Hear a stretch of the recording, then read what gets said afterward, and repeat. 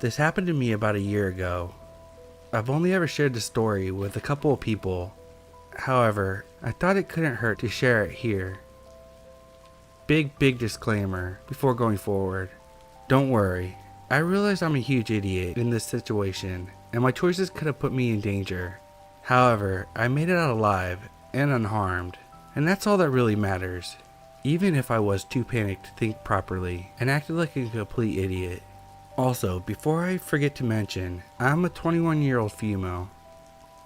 So it was around June 2019. I was doing a closing shift at the McDonald's I worked at in town. I live in England, originally from Scotland. We close up at 2 a.m. on weekdays and 3 a.m. on weekends. It had been a Saturday night shift, so I was finished and out the building by 3:15 roughly. When this happened, I was living about 10 to 15 minutes walk from my work in a flat that was mostly taken up by students. I didn't have money to spare to consistently get taxis, and I had been walking home at night for the past year with no incidents, so of course, I didn't think anything differently of doing it again. The majority of my walk was fine, and I was about 4 minutes away from my flat when I noticed a guy just standing near the corner that I had to turn to get home. I am wary when I see people, but usually they're drunk, or mind their own, or just ask for directions. Or it's a homeless person, as there's quite a lot in the city I live in. But at this time at night, they usually keep to themselves. This guy was dressed nice, but casual, looked around mid-20s, well-groomed, tan skin, and a really strong smelling aftershave. He was obviously a regular at a gym too, because he had a muscular figure, and didn't seem to be drunk by the look of things, but who knows. I tried to keep my distance, but he approached me and started making really casual conversation, asking me what my name was, complimenting my accent, and asking where I was from. I stupidly engaged with him, but gave him a fake name and made it clear I wasn't up for a chat. I should have been firm with my words, but I'm way too introverted and shy to speak up. Even my boyfriend complains that I talk too quietly sometimes, and I struggle to be direct with people. Throughout the whole conversation, he was giving me an unsettling smile and would try to touch my arm or play with my hair, which I made it as clear as I possibly could that I did not approve of. Not that he was listening. He would just say something along the lines of, "But you're just so pretty." Not flattering at all when it's a man who won't take no for an answer. Anyways, this guy asked me for a hug, and even though I refused him as politely as possible, he did it anyways. I froze up for a couple seconds before I moved away, which thankfully he let me do. He was being extremely creepy at this point, and tried feeling over my sides as he gave me a hug, which gave me even more alarm bells ringing in my head. I told him I had to leave, and as I was walking away, I heard, "I'll walk you home. Where do you live?" Unfortunately, I had nowhere else to go but home. Nobody else was around, and it was too early in the morning. My roommate was also back at his own house, as he went back home every weekend. I had a hold of my keys in my pocket and just hoped once I got to the building, I could find a way in without this guy being able to invite himself in.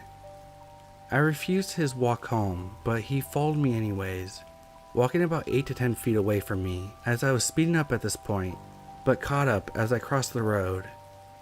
I don't know why I decided to go the long way to get to my building, which was an extra 2 minutes or so not that long. As I was approaching the flat, I felt a horrible sinking feeling in my chest.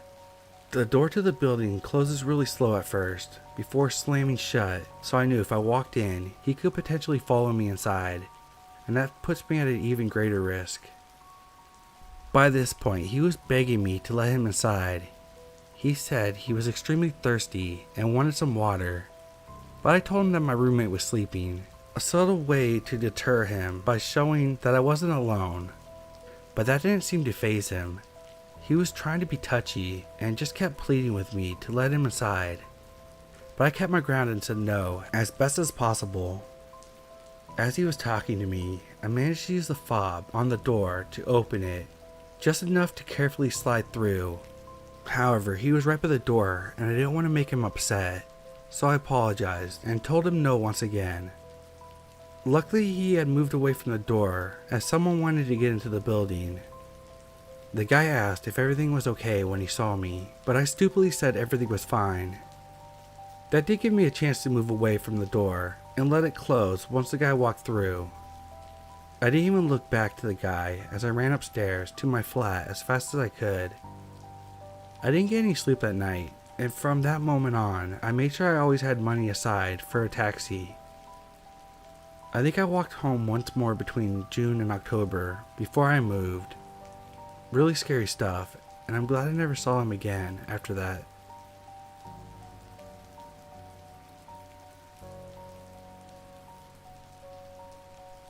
This all happened probably about a month ago, from Thursday to Monday. Night 1, Thursday.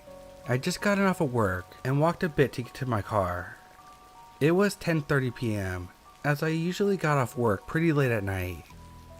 As I was unlocking it, a Jeep turned the corner, saw me, and slammed on the brakes on the opposite side of the street. He started yelling something at me, and I was pretty scared, so I didn't say anything back, and I got into my car right after that. I was watching the Jeep in my rearview mirror, and he flipped a U-turn and sat behind my car for a few minutes. I didn't move my car, as I was scared he was going to follow me home. After a few minutes, he had driven away. I drove around taking random turns because I was freaked out. I texted my coworker, and she had seen the Jeep as well. I got into work the next morning. He was in the parking spot I was in, so we all laughed about how paranoid I was. Night 2, Friday. My coworker and I had just gotten off work again, and it was possibly around 11 p.m. She decided to drive me to my car because parking on the street where my work is located sucks, so I had to park 3 streets away. We had just crossed the street and gotten into her car, and the same Jeep whips around the corner. I told her, look who it is," and we had a laugh about it. Once I was in my car, I was driving down the street her truck was just parked on. The Jeep once again whipped around the same corner where us 2 girls were. I thought it was slightly strange, but chalked it up to being paranoid again, and I didn't think anything of it. Night 3, Monday. It was around 10:30 p.m. and us girls were still at work waiting for a few more clients to pick up their pets. I was just giving a woman her dog when the same Jeep parks in my work's parking lot. He had told me that he had been driving around the area for the past 45 minutes trying to find a parking spot. Again, the parking on the street my work is located at is atrocious, but nothing so bad that you would spend 45 minutes driving around looking for a spot. It takes about 10 at the most. I know, I've timed it. I had said, "Okay, you can just sit here, but my car's right there. I can move it and you can take my spot, no big deal." He looked at me dead in the eyes and said, "No, I want to sit here." I got a pretty bad feeling and went back inside and let the girls know that the guy was in our parking lot. They all thought it was pretty weird and creepy, especially because I had offered him the spot. He just turned his car completely off. He didn't have his phone on that we could see or any other light source. 11:30 rolls by and we see his car turn back on. He had just been sitting there for about an hour at that time of night. We found it pretty weird. After he finally left, we made sure we saw his Jeep turn the corner and booked it to our cars. This may just be me being overdramatic, but I believe he had bad intentions for one of us girls. I've only seen that Jeep twice since these incidents, and I'm constantly looking for it.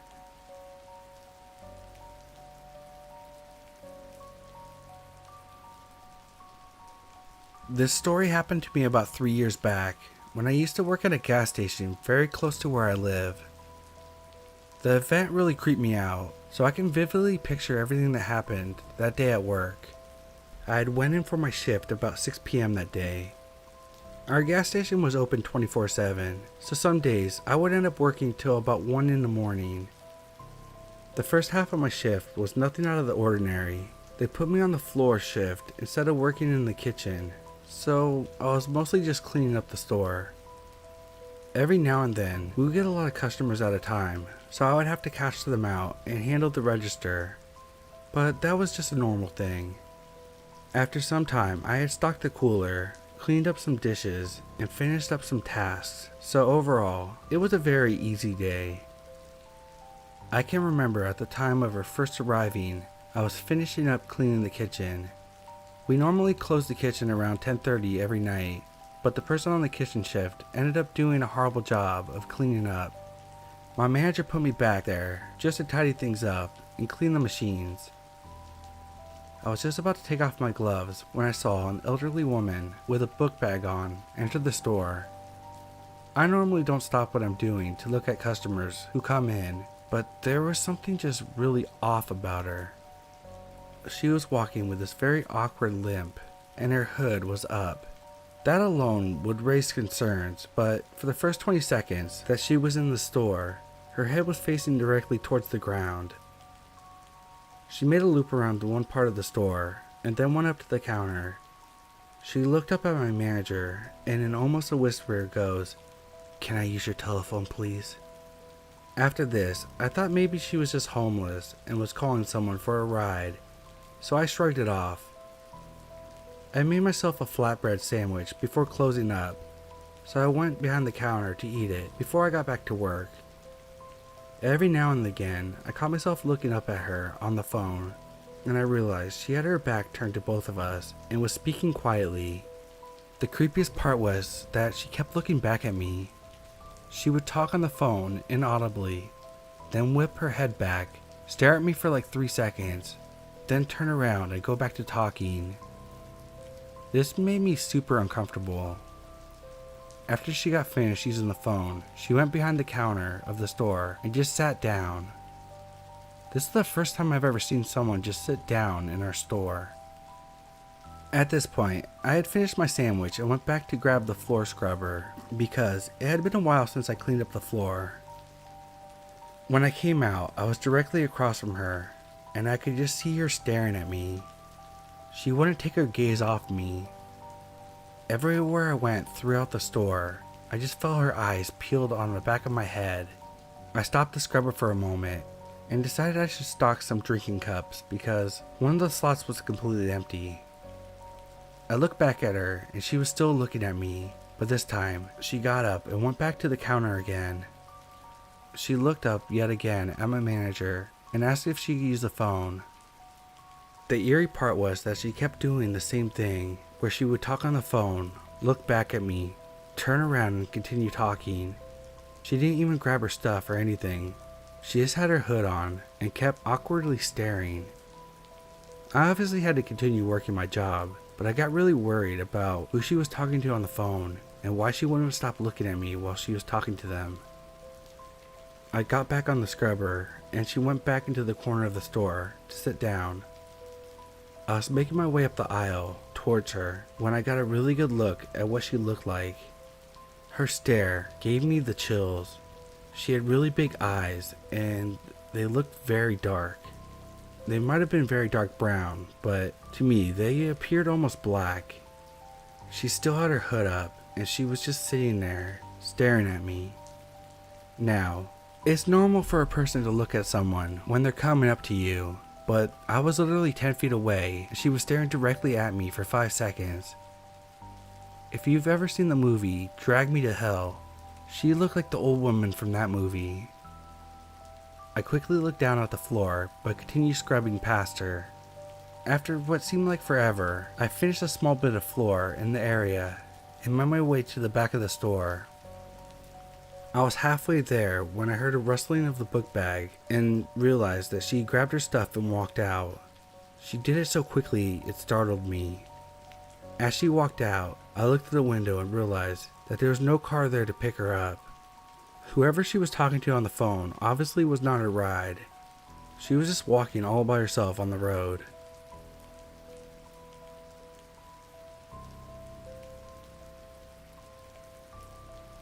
I recently got a job at a hotel downtown from where I live. I had never worked in the hotel industry before, so I had no idea what to expect. The time between applying for the job and being hired was less than 24 hours, which made me nervous. But I had been looking for several months and couldn't find anything, so I thought I'll take the chance. The hotel is about 150 years old and has plenty of character. Behind the front desk are places where the wallpaper has torn away, revealing the psychedelic wallpaper from what I could only guess to be the 1970s.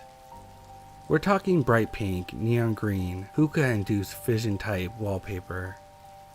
The walls in the upper floors are painted bright yellow and orange, and the hallways are narrow and even give off that shining kind of feel to it. But I'll elaborate on that later. My manager was a young Chinese man in his mid-20s, only 5 years older than me. The man who owns the building is also Chinese, and literally a walking stereotype. The owner is friendly and kind to his employees, but he's also rich enough that he doesn't really care if the hotel is up to par. I learned recently that he also owns one of the more run-down shopping centers downtown, so this might explain the less than 5-star quality of the hotel. Probably about 3.5 stars, in my opinion. Some people describe it as quaint, unique, full of character, while others describe it as outdated or disappointing. As a history enthusiast, I would agree that this place is full of character, but I think the owner should be a little more concerned about keeping the place clean. There are lots of problems in this hotel, including mice, broken toilets, falling ceiling tiles, leaks, and other maintenance nightmares.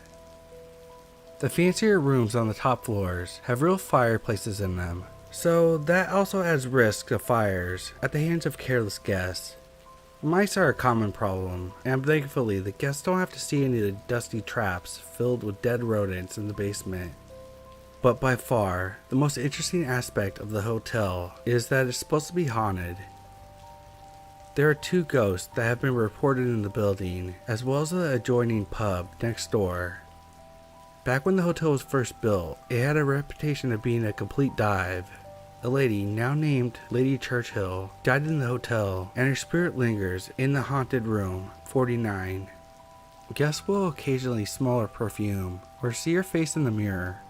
One of the most frightening stories includes someone opening the door only to have Lady Churchill fly at them in fury.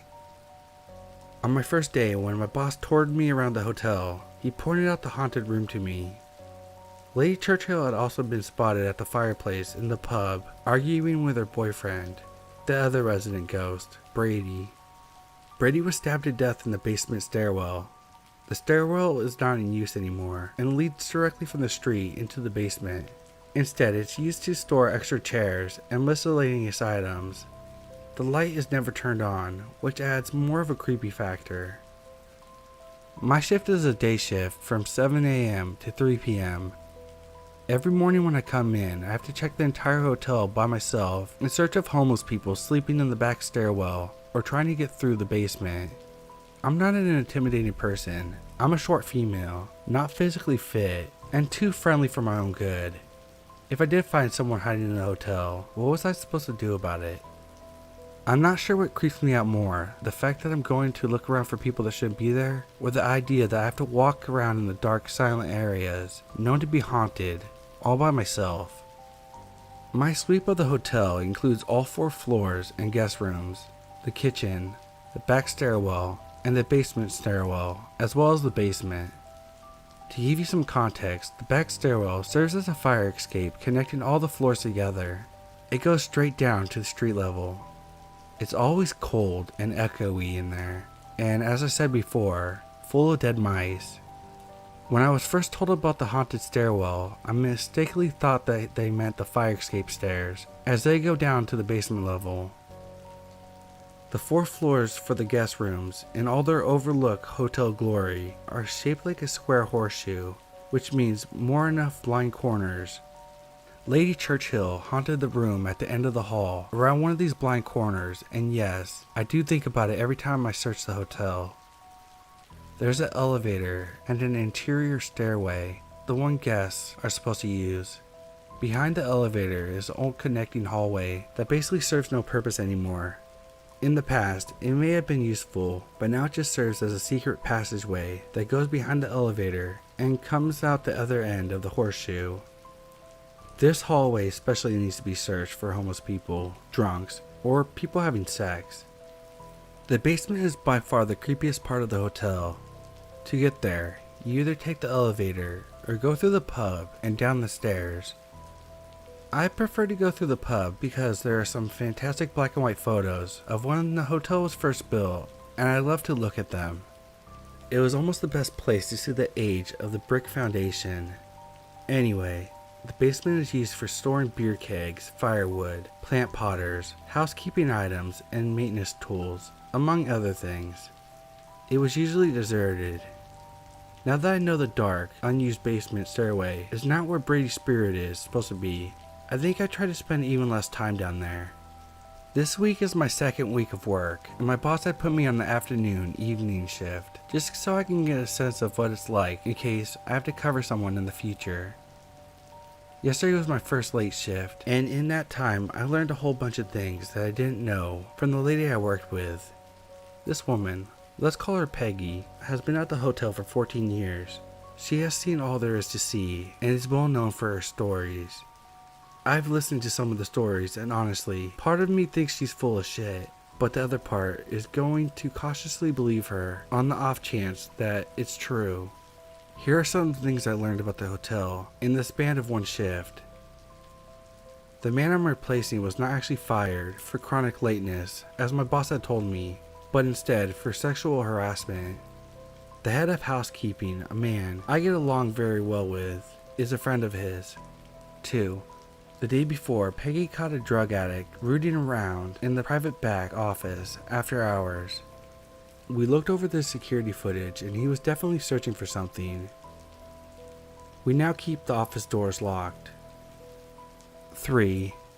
There were 2 guests several years back who stayed at the hotel, and the next day they robbed a jewelry store downtown and fled back to the hotel with everything they had stolen. There was a massive police standoff on the roof, SWAT teams and all. There's a news article about it online, otherwise I would have not believed it. 4. The bedrock of the hotel can be found in the boiler room. There is a slight gap that has been filled in on the top right corner that connects directly to the street. One time Peggy came down there to the boiler room to find a man halfway through the gap head first, trying to get in because he wanted to know what was down there. That image terrifies me. In that span of one night shift, an alarm bell went off in the basement. The police showed up at the pub, and a guest verbally abused the day staff over a non-existent shuttle to the hospital. No, not an ambulance, a shuttle. Taking the bus was beneath them, I suppose. And at my bus stop after my shift, a man was shooting up in public. My city has a drug epidemic going on right now. My bus took about a half hour to arrive, and when I got off at my stop, it was as foggy as Silent Hill. I thought as if I should be looking around for Michael Myers or Jason Voorhees. It is October after all. That's one night shift down. I have another one tonight, and one more the day after. If anything interesting happens, I'll keep you folks updated. I mostly wanted to get this off my chest.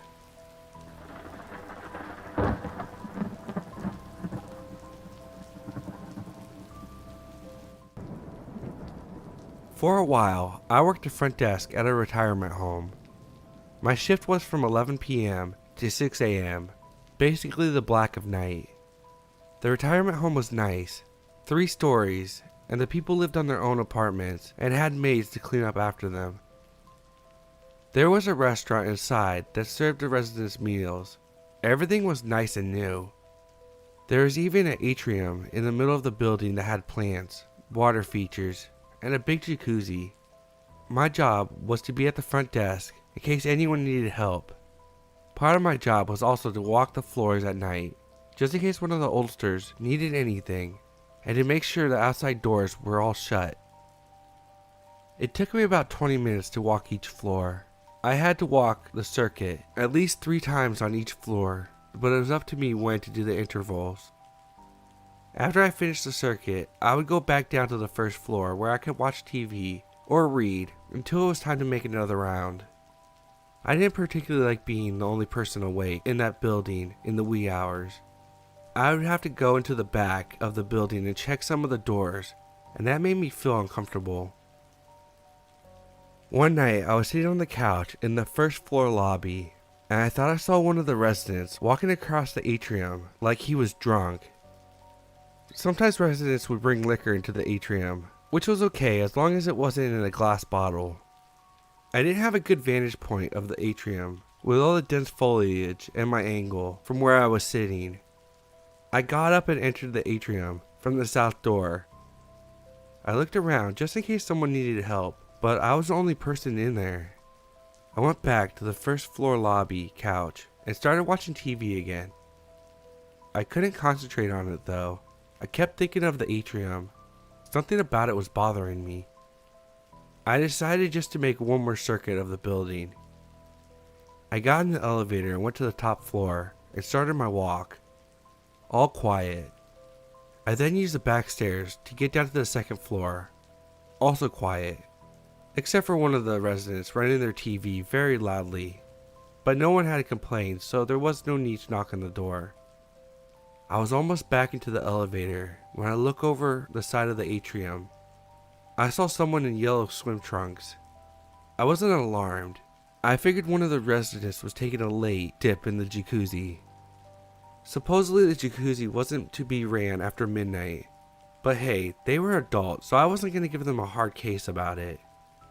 It was getting near 4 a.m. and I could barely keep my eyes open. I turned on the TV and sat down at the desk to do some paperwork, anything to keep me from nodding off. While I was sitting there, I saw someone walk across the atrium from the south side to the north side, just like before. Okay, now I'm getting a little pissed. Sometimes the residents have a little fun with the staff. Also, some of these old birds and cats were getting it on at their age, and there had been some crazy things happening, especially when they brought out the booze. At some point, after 4 a.m., I fell asleep at the desk. I was startled awake a few minutes later when I heard some commotion in the atrium. I jerked awake just in time to see one of the residents run across the atrium to the other side. I only saw him for a second, but he had on the yellow swim trunks. I couldn't see where he went, but I could see that the north side door was propped up with one of the rocks that decorated the atrium. Propping the door open like this was certainly odd. Okay, fun games, people, I thought. Playtime is over. I got up and went to the south side atrium door. The door was stuck. I yanked on it, but it didn't budge. So I had to scurry all the way to the other side of the atrium to enter through the prop door on the north side. As I stepped into the atrium, I could hear that the jacuzzi was on the highest setting, and it was absolutely roaring. There was about a dozen beer cans on the cool decks. I marched over the fake bridge that spanned fake rocks over the river that was on the middle of the atrium. There was someone in the jacuzzi alright, but he was face down in the water. I jumped in and grabbed his arm to turn him over and start CPR, but it was already too late. He was non-responsive. I yelled for help, but the residents couldn't hear me. Most of them were hard of hearing. I tried to haul him up the jacuzzi steps, but couldn't move him much since he was twice my weight. I ran to the lobby phone. He had jammed the south side door open with some more big rocks, so I had to run fast to get to the lobby so I could call 911. The EMT showed up quickly, but my resident had set up his suicide very well. After the autopsy, the resident starter told us that he had 5 times the amount of alcohol of those 12 beer cans in his blood. I was pissed off that he played cat and mouse with me all night and left me to clean up the mess. And on the other hand, I felt guilty that I wasn't able to intrude on what he was up to. I blamed myself a lot for a long time. Also, if you've never been with a corpse alone in the dead of night, I can attest that it is increasingly horrific.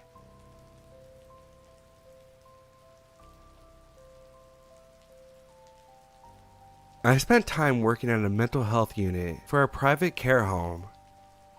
There are always loads of stories of eerie things going on, and I never believed them. There are a couple of times I was freaked out though. Part of the job was to patrol the corridors, checking that the residents were asleep and in their beds. An important bit of info which is relevant is that the unit that I worked on was classed as a challenging behavior unit, basically violent or aggressive residents. The unit had been built for 40 residents, but because of the nature of the clients, the most they ever had was about 14. This meant that the place was mainly empty. One night I was doing a check on my own at about 3 a.m. I had pretty much finished my rounds and was about to head back to the lounge to continue watching TV in an attempt to keep myself awake. As I was heading back, I heard a bump noise and some muttering down one of the corridors. Thinking it was a resident, I walked towards the noise. It seemed to be coming from room 40, which hadn't had a resident in it for years. I was on my own. All the other staff were in the lounge. I didn't recognize the voice, and as I got to the room, I heard a loud bang. I opened the door and went in. It was a pitch black empty room, perfectly tidy with no one else in there. I freaked out and checked every room on the way back again. Chatting with the staff a few weeks later, they asked if anything eerie had happened to me yet. Playing it down, I said no. But it turns out room 40 was supposedly haunted after a member of the staff was fatally wounded there by a resident. I never told anyone at work about the incident, but it freaked me out. On a side note, not quite night shift, but eerie nonetheless. I was called into an emergency day shift. A resident was dying, and they needed extra staff to cover the floor while staff tended to the resident in his last moments. There was a call system in the building, like a hospital, which links to the pagers that the staff have to respond to. Each room has one, and the pagers allow you to see who's calling and if it's an emergency. Anyway, the resident passed away, and it was quietly told to the staff while they sorted the funeral details with the family. I was sitting in a lounge when the pager system went off for his room. Thinking the staff needed help or supplies, I went into the room. I popped my head around the door to be told that they didn't page anyone. I checked my pager, and it was his room that was calling. I reset the system and left. This happened 3 more times after that, each time within minutes of my leaving. Eventually, on the last time, I went to take the batteries out of the call system. A few minutes later, his room went off again. I still had the batteries in my pockets. We were all freaked out a little by this, so I went back one more time. The nurse that was dealing with the resident was shocked to hear what was happening. Even when I showed her the pager, saying it was a room calling, she paused and turned to the deceased. She knelt down next to him and said, in the most soothing voice ever, "It's okay, Bob. You can rest now. We'll be here for you if you need us." The alarm never went off again while he was there. We put the batteries back in after he left and the system was fine. Never had a fault again, or never went off unexpectedly again.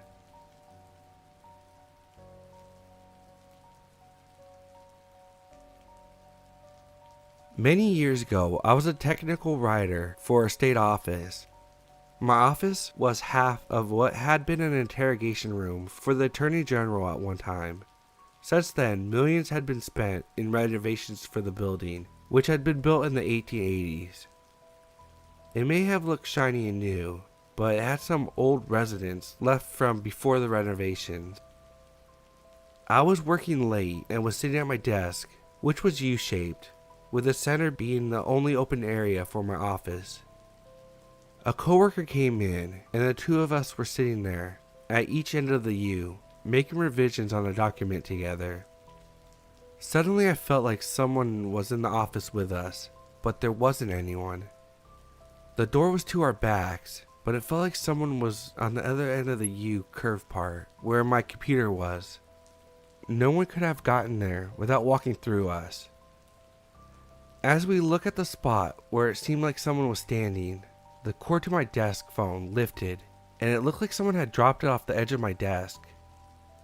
I look at my coworker and she looked at me, and then we looked back at the phone cord. It was swinging back and forth, then suddenly it stopped in the dead center, as if someone put their hands out and held it there. It totally stopped swinging. She said, "Did you see that?" and ran out of the office. I left, took a walk, and went back to work a little bit later. What else was I gonna do? About a week later, I was at work late again. This time, I'm sitting at the bottom of the U, at my computer. Off to my left, I had a stack of papers, maybe 10 or 12 pages, and my glasses were laying on top of them. There was nothing near them, no air conditioning fence, and they were out of my reach. However, as I was typing, out of the corner of my eye, I saw some movement. I turned my head just in time to see the pile of papers, with my glasses on top of them, slide about 6 inches down my desk. Other things had happened over the years, but these were the two that stood out most in my mind.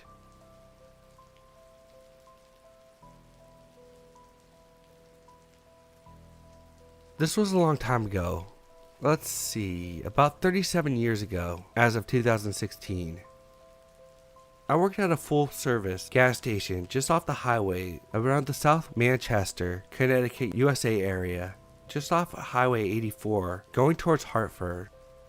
Usually it was pretty quiet at night, but one time we got robbed.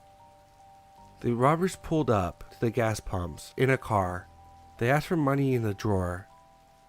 One guy had a gun, and the other guy had the gas pump. Somehow, they ended up spraying me with gasoline, and they were flicking a big lighter. They got the money and drove off. I called the police, who in turn called an ambulance. Then I called my parents. Somehow my parents beat the ambulance to the hospital, where I had a saline flush to get the gasoline out of my eyes and nostrils. This was one of many interesting nights I had as a teenager working at gas stations, but the risk of being burned by a madman with a lighter while doused in gasoline certainly takes a cake.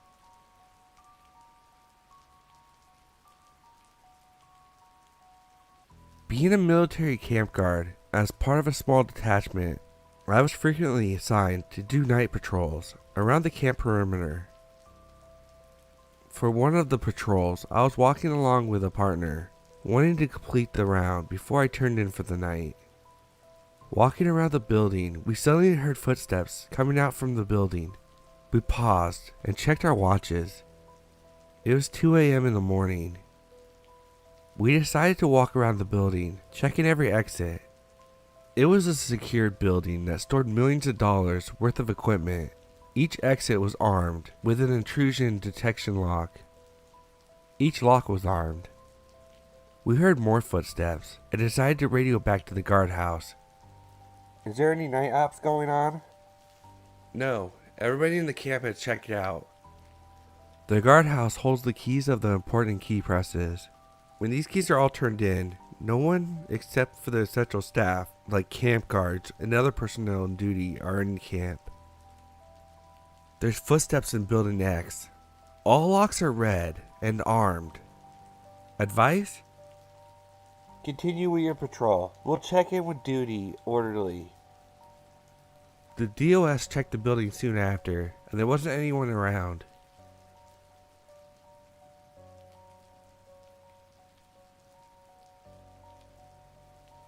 My first job as a software engineer was working at Adam Osborne and Associates at the marina. It was 1977, and I was developing simple example programs to run on the earliest microcomputers. I had a lab area with the Radio Shack TRS-80 and an Apple II, a North Star computer, and a few others. We had a small number of employees, maybe 12. One night I was working late, 2 a.m. I was the only staff person in the office. All of a sudden there was a horrendous crash and a thud, and I heard people running in the front door. I went to hide in our little stock room, behind some boxes. Some young thieves had appropriated a concrete utility cover from the sidewalk out front and chucked it through the window pane of our front door. Then they just turned the handle and they were in. Piece of cake.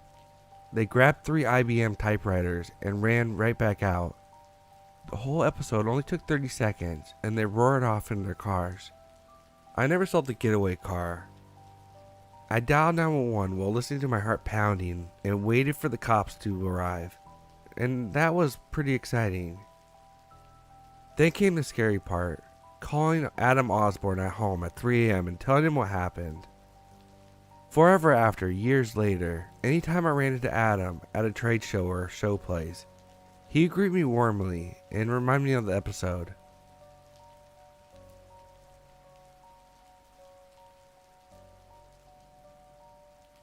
I was in the middle of a job where I had been contracted to build a new control system for a calendar mill that rolled rubber into sheets.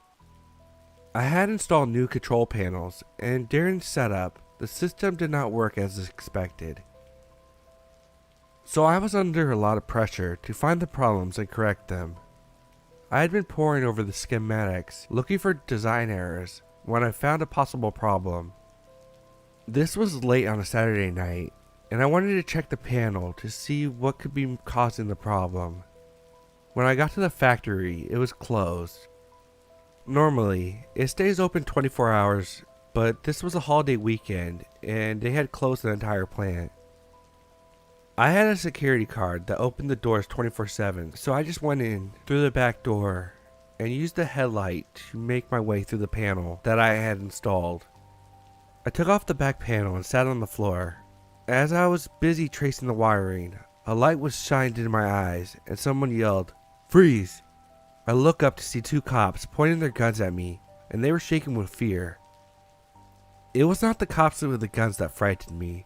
It was a raw fear that I saw in the cops' faces that had me scared. They had responded to a silent alarm that I did not know existed, and they had entered the same door that I had left open into the dark, scary factory floor. They had seen my headlight bobbing around behind the strange panel and taken me as a robber or an industrial spy. We all laughed after I straightened it up with them. I actually knew one of the cops. They both said that they were scared shitless of having to creep up on me in the dark, seeing my light flashing around. I often work at night, so as to not to get in the way of production. In another incident, I was working at an unfamiliar city at night in an industrial area. It was cold, with 6 inches of snow on the ground. All the equipment in the building was shut down, except for the industrial furnace that had a noisy blower running on a timer. The timer ran down, and the furnace stopped, leaving it dead silent, except for the footsteps I could hear someone walking across the roof. At first I thought I was hearing things, but they started up again and I followed them from below. I went to the back door, made sure it was locked, and peered out the doors towards my car 50 meters away in the parking lot. It was then I noticed footsteps in the snow going around my car and right to the door where I was at. Just then I hear rattling and the shadow of someone coming from the fire ladder. I hide from the window behind a metal grinder and saw 3 hooded men drop from the fire ladder and go back towards my car. They peered into the doors, so here I was in a strange city with 3 men trying to break into my car and the building I was in. I finally found a phone in the office and called 911. It took forever for the cops to get there, over 30 minutes. It turned out that there were 3 kids in a gang who had set up their hideout on the roof of the building that was normally empty at night. They had hidden stash of stolen goods on the roof, no big deal, but hearing footsteps on the roof of an empty building in the dark of night really got to me.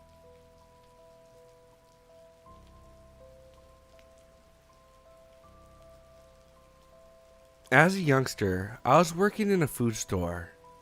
The shop was open 24/7, so naturally, sometimes I had to take the night shift. To be honest, I preferred working at night because there aren't as many customers and I didn't have to overwork. Plus, the money was slightly better. Usually, I was working with the same guy from the team, and this was a rule. Our boss didn't want to leave the shop with just one person. The area wasn't dangerous. There was mostly single family houses and schools, and it was in a safer area.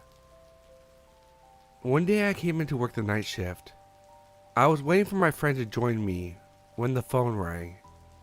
It was Tom, my workmate. He said his car had broken down in the middle of nowhere and he couldn't leave it there.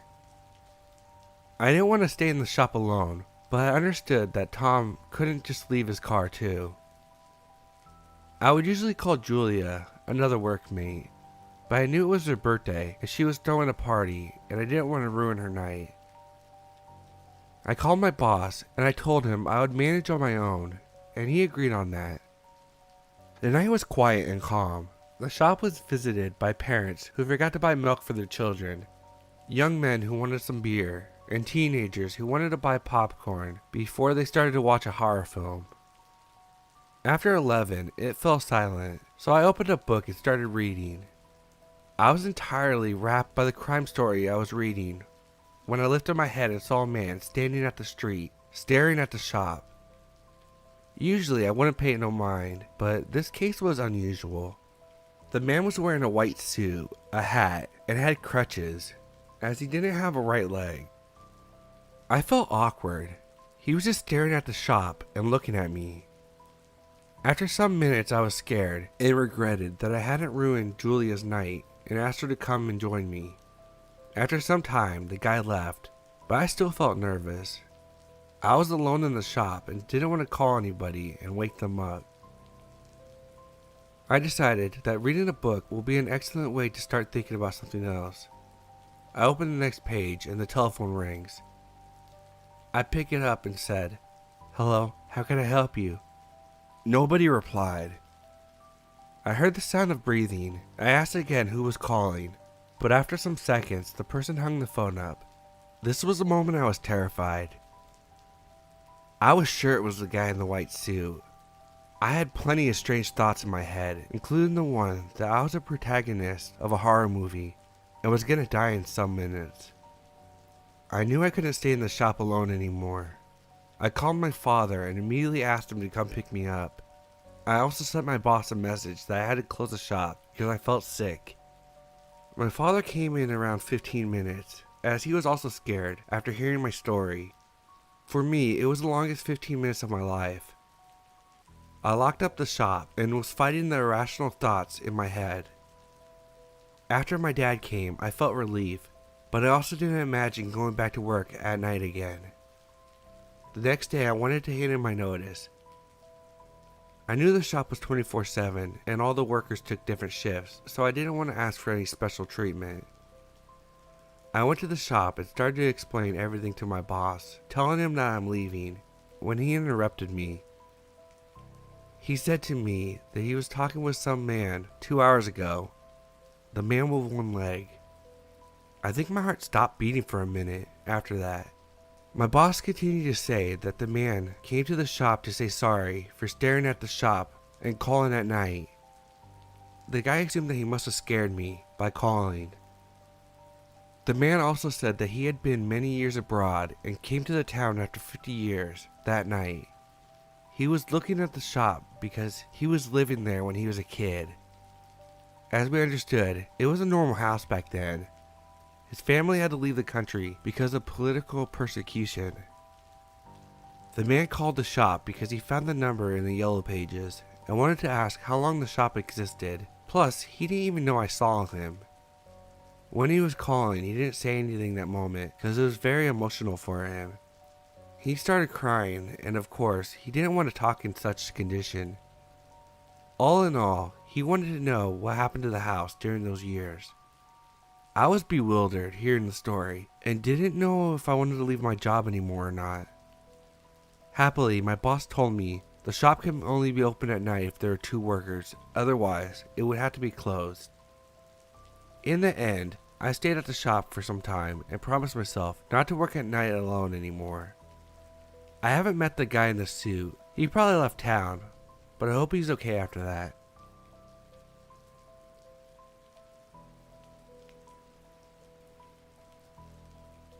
This is the scariest thing that ever happened to me while I was night shift security at a data center.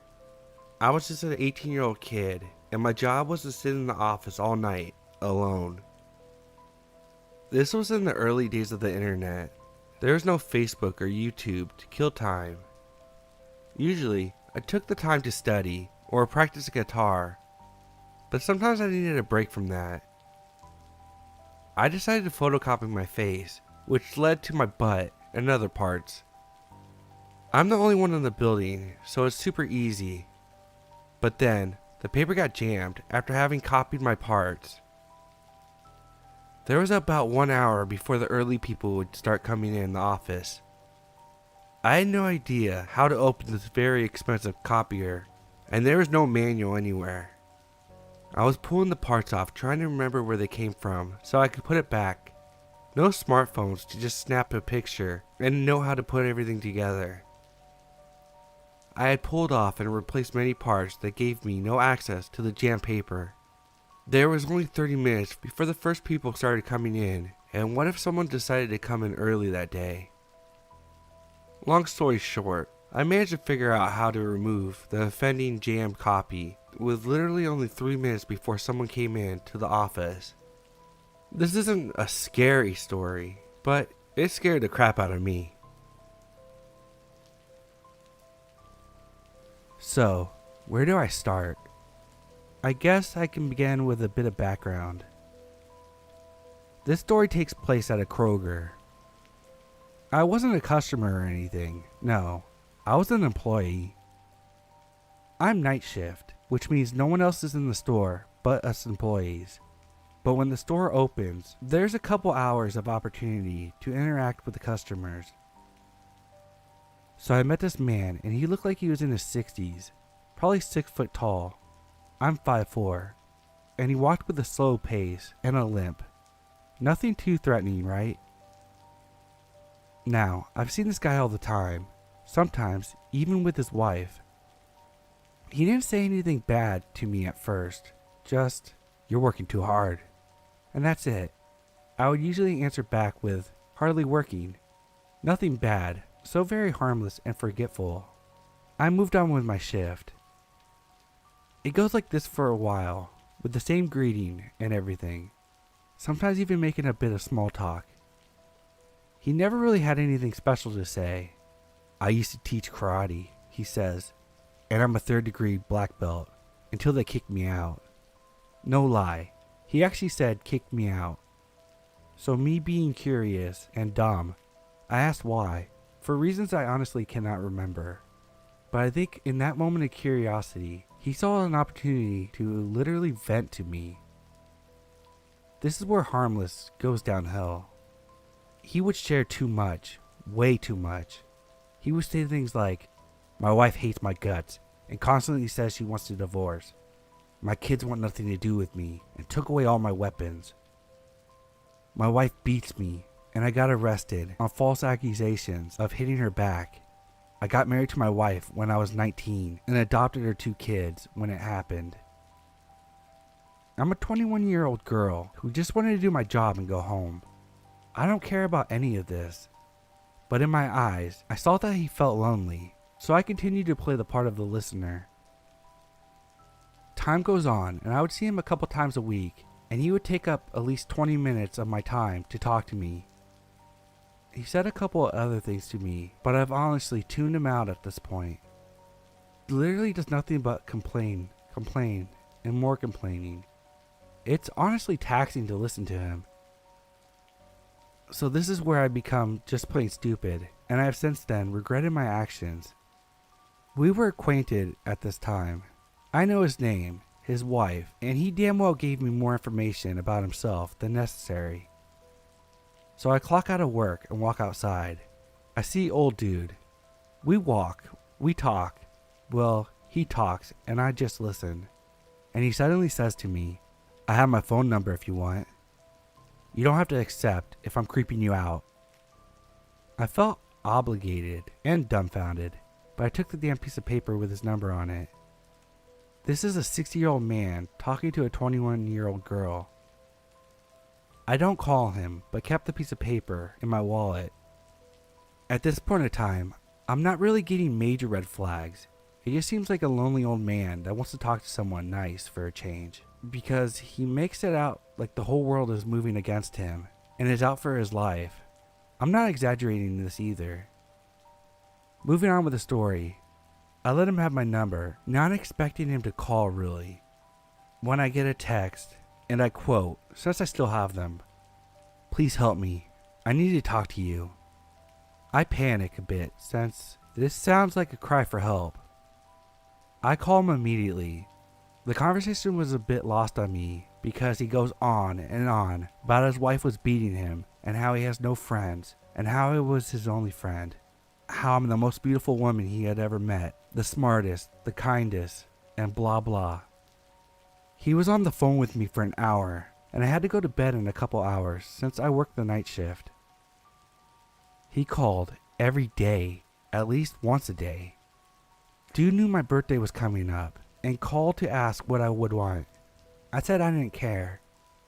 He asked me about flowers and if I liked them, if I liked jewelry.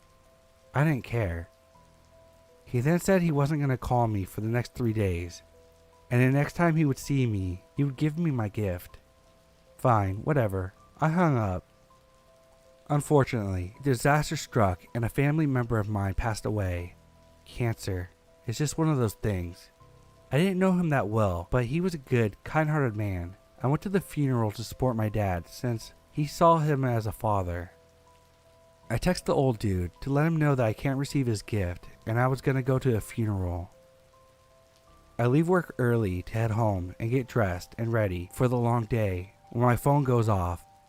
I got a text message from him saying, "I understand. I need to talk to you. Please call me when you can." I ignored that crap and moved on with my plans. I'm in the middle of the funeral, surrounded by grieving people chatting back and forth, when my phone begins to ring. My heart sinks to the lowest pit of hell when I recognize the ringtone. It was the old dude.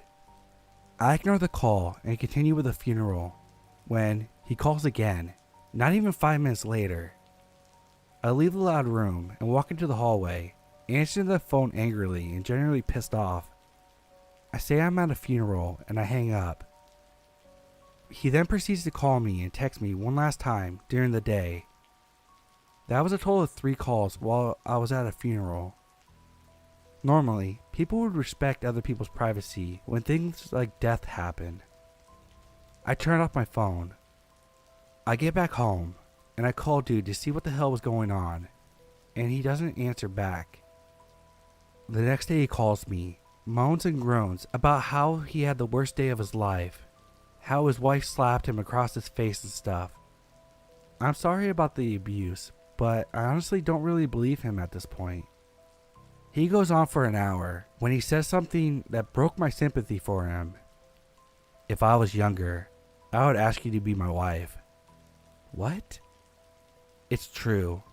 I would want to take you ice skating, show you out to the town, and treat you like the lady you are. That's something you just don't say to a 22-year-old girl. I was at wit's end with this man. I'm done. So my birthday rolls around and he texts me twice. "Please call me anytime you can and let me know how your birthday went and what you got for your birthday. Love me. Will you please go skating tomorrow morning, please? Let me know, please, for our birthdays." I wish I was lying about these texts. That was the last text I got from him, and I told him in person to lose my number. He said he understood, but he still called me at least 2 more times and talked to me on the phone for an hour, talking about how he would love to teach me karate and how I needed to defend myself, how I needed to prepare to take a life if necessary. Like, he goes into gruesome detail about what he would do to them. I freaking block his number as soon as he hangs up. That was the straw that broke the camel's back. Now we get to today. I saw him out of the corner of my eye, slowly lumbering over to me. I greeted him, but kept on working. He talked to me for at least 20 minutes. During the time, he bought a vase of roses and gave them to me. It was around that time that the store manager saw how long I was talking to him and came over to break it up. Dude walks away and the store manager looks at me, clearly concerned, and asked me if I was okay. I told her I was fine and that he was harmless. She told me not to talk to him for that long anymore and that I need to do my job and leave. I understood where she was coming from. So the store manager leaves and I get back to work. Minutes away from leaving when another employee walks up. He also knows of the old dude, and I talked to him before. He told me that old dude had been kicked out of the store before for inappropriate comments to other female workers. He says he's got my back if I need to escape from dude, and I thanked him for his concern.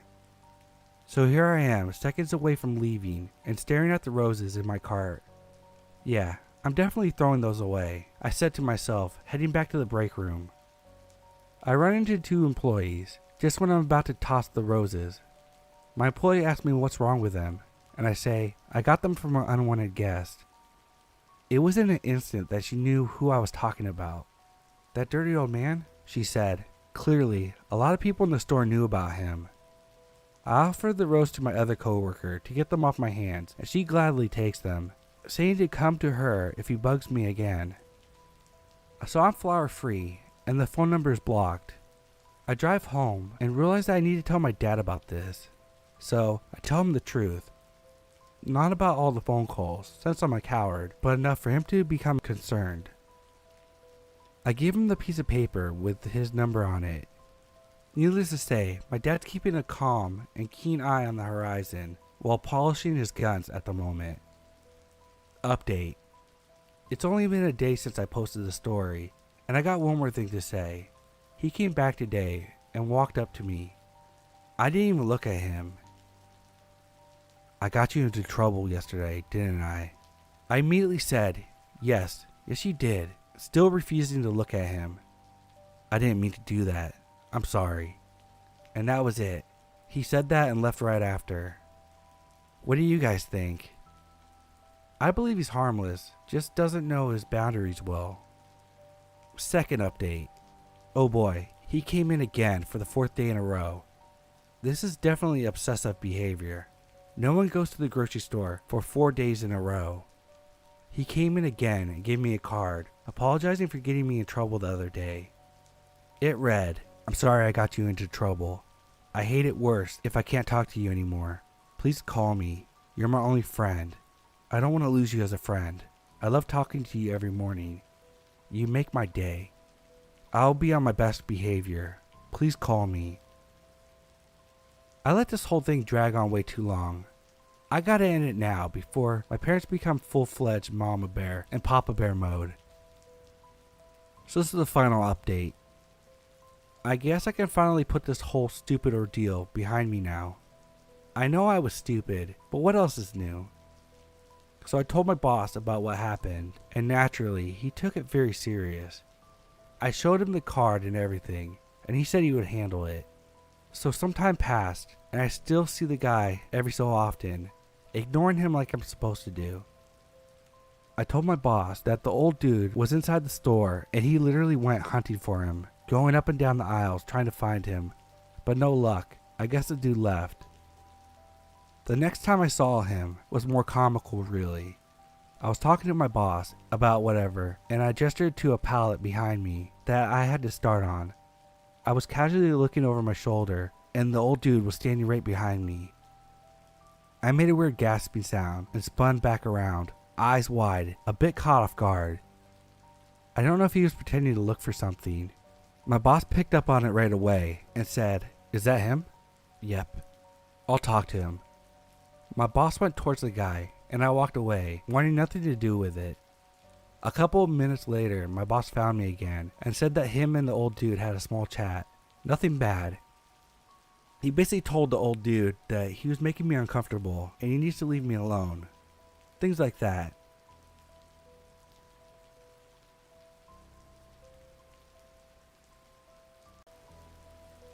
First things first, I work in a very well-known casino in Lincoln, California. I'm a porter and I work the graveyard shift. Pretty much what I do is deliver water to the bars, do garbage, replace bags, help servers, bartenders, and bar backs. I'm used to strange people because criminals, meth heads, and just straight up weirdos are always here at this time. People don't scare me. I'm a 6-foot beefy fellow, and there are cameras everywhere. There's only one area that unnerves all the porters, and it's the second floor storage area.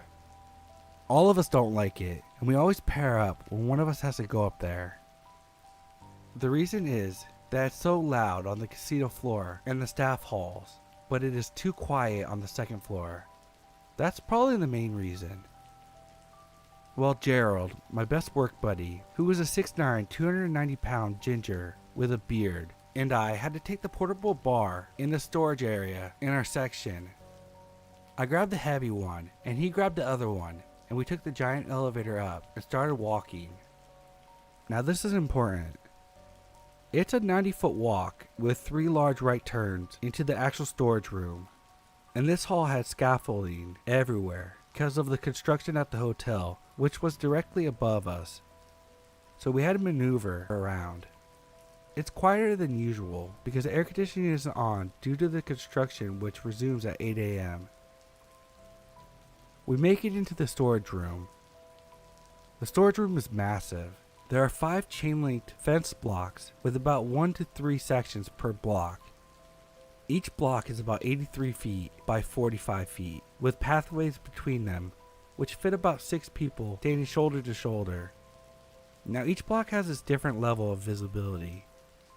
Some you can see between the shelves, and others don't go over 4 feet high, so you can see anything over 4 feet, and others had 0 visibility. Our section is the 3rd block. We take a left into the last section. There are also very few cameras.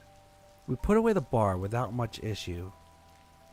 We walk back and chat about the Justice League. We make it 20 feet to exit the hall, and I heard something. It sounded like someone covered their mouth and laughed, which is weird because no one's supposed to be up here other than Gerald and I. I stopped and turned my head to look slightly behind me. Gerald stopped and looked at me confused. Did you hear that? Hear what? We both listened intently, and sure enough, a small cackling occurred again. What the fuck is that? I don't know. Let's leave, I said. Wait, let's see what it was, he replied. I watch horror movies, and I know cliché when I see it. I point this out to Gerald, and he said he was going to investigate it, and that splitting up would be a way more dangerous option. I reluctantly go with him. We walk up to the first block, and I hear it on the other side of the first block. We peek behind the corner, and we see on the left side of the second block a construction helmet slightly peeking from around the corner. After 2 seconds, it disappeared. We hurried to the other side, but it was gone. We go forward a little more, and we heard cackling, but it was farther, on the 4th block. Luckily, the 4th block only had 1 blind spot, which was where the helmet was. So Gerald goes around to try to intercept it. I keep my eyes on it. He gives me a signal, and we both charge it. It leans back, and we nearly run into each other. We look down to see the empty construction helmet on the ground. We were dumbstruck. There were no other exits, and we would have seen whoever if they ran. No other place to hide, and we would have heard if someone climbed a fence. We look around. No answers. Gerald finally agrees that we should leave. We hurry out. I peer over my shoulder, and after we pass the exit, I see it again peer slightly over the doorway. We bolt to the elevator through the scaffolding. We make it to the elevator and quickly got inside. We hear a wet slapping sound by the scaffolding. The elevator closes and we go down. We were both so nervous. I still have no idea if someone was fucking with us or something else.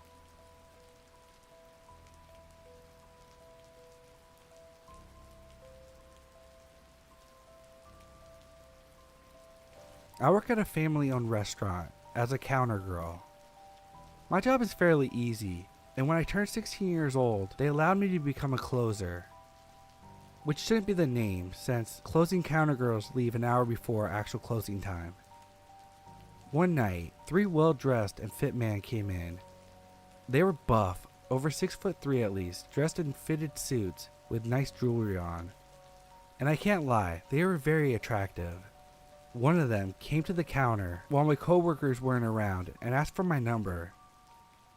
I proceeded to tell them how young I was. He continued on with it and said, "Just delete the messages." I got his number and began texting him and felt relief that he told me that he was on a business trip and he actually lives in Texas and is leaving in 4 days. Those next 4 days, since I refused to go to his place, he was coming in every night to get food. I didn't mind it at first, but each day he came with a different man. When he told me he was only on a trip with the 2 men from the first meeting. By the time the 3rd or 4th day rolled around, my closing shift ended at 11, since it was a Saturday night. He came in again, this time with even taller and bigger men. I'm talking gigantic muscle men, which was very unnerving. It was about 10:15 or so, and he said, "You guys close at 12, right? So you're off soon, huh?" And I just smiled and nodded at him and cashed him out. I went about my usual business, and around 10:55, when I went to put stuff in the dish room before clocking out, something caught my eye outside the little kitchen window. It was this fucking guy inside his rental white Challenger with a black stripe. I recognized it clear as day since he boasted about it upon our first meeting. Sure enough, when I walk up to the window, they were in there waiting.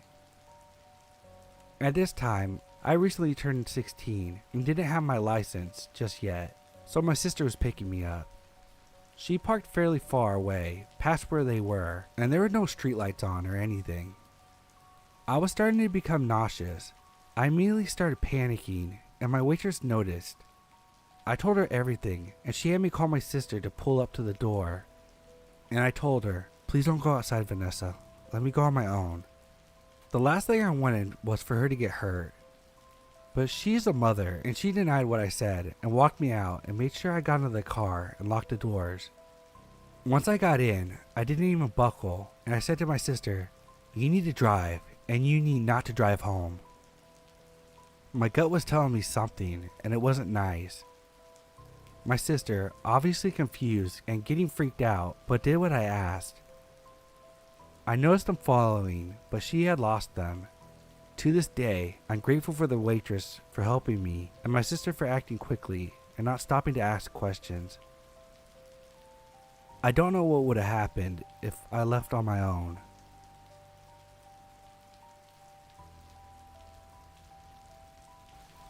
Okay, so this just happened 15 minutes ago. I'm still shaking from this shit as I type this.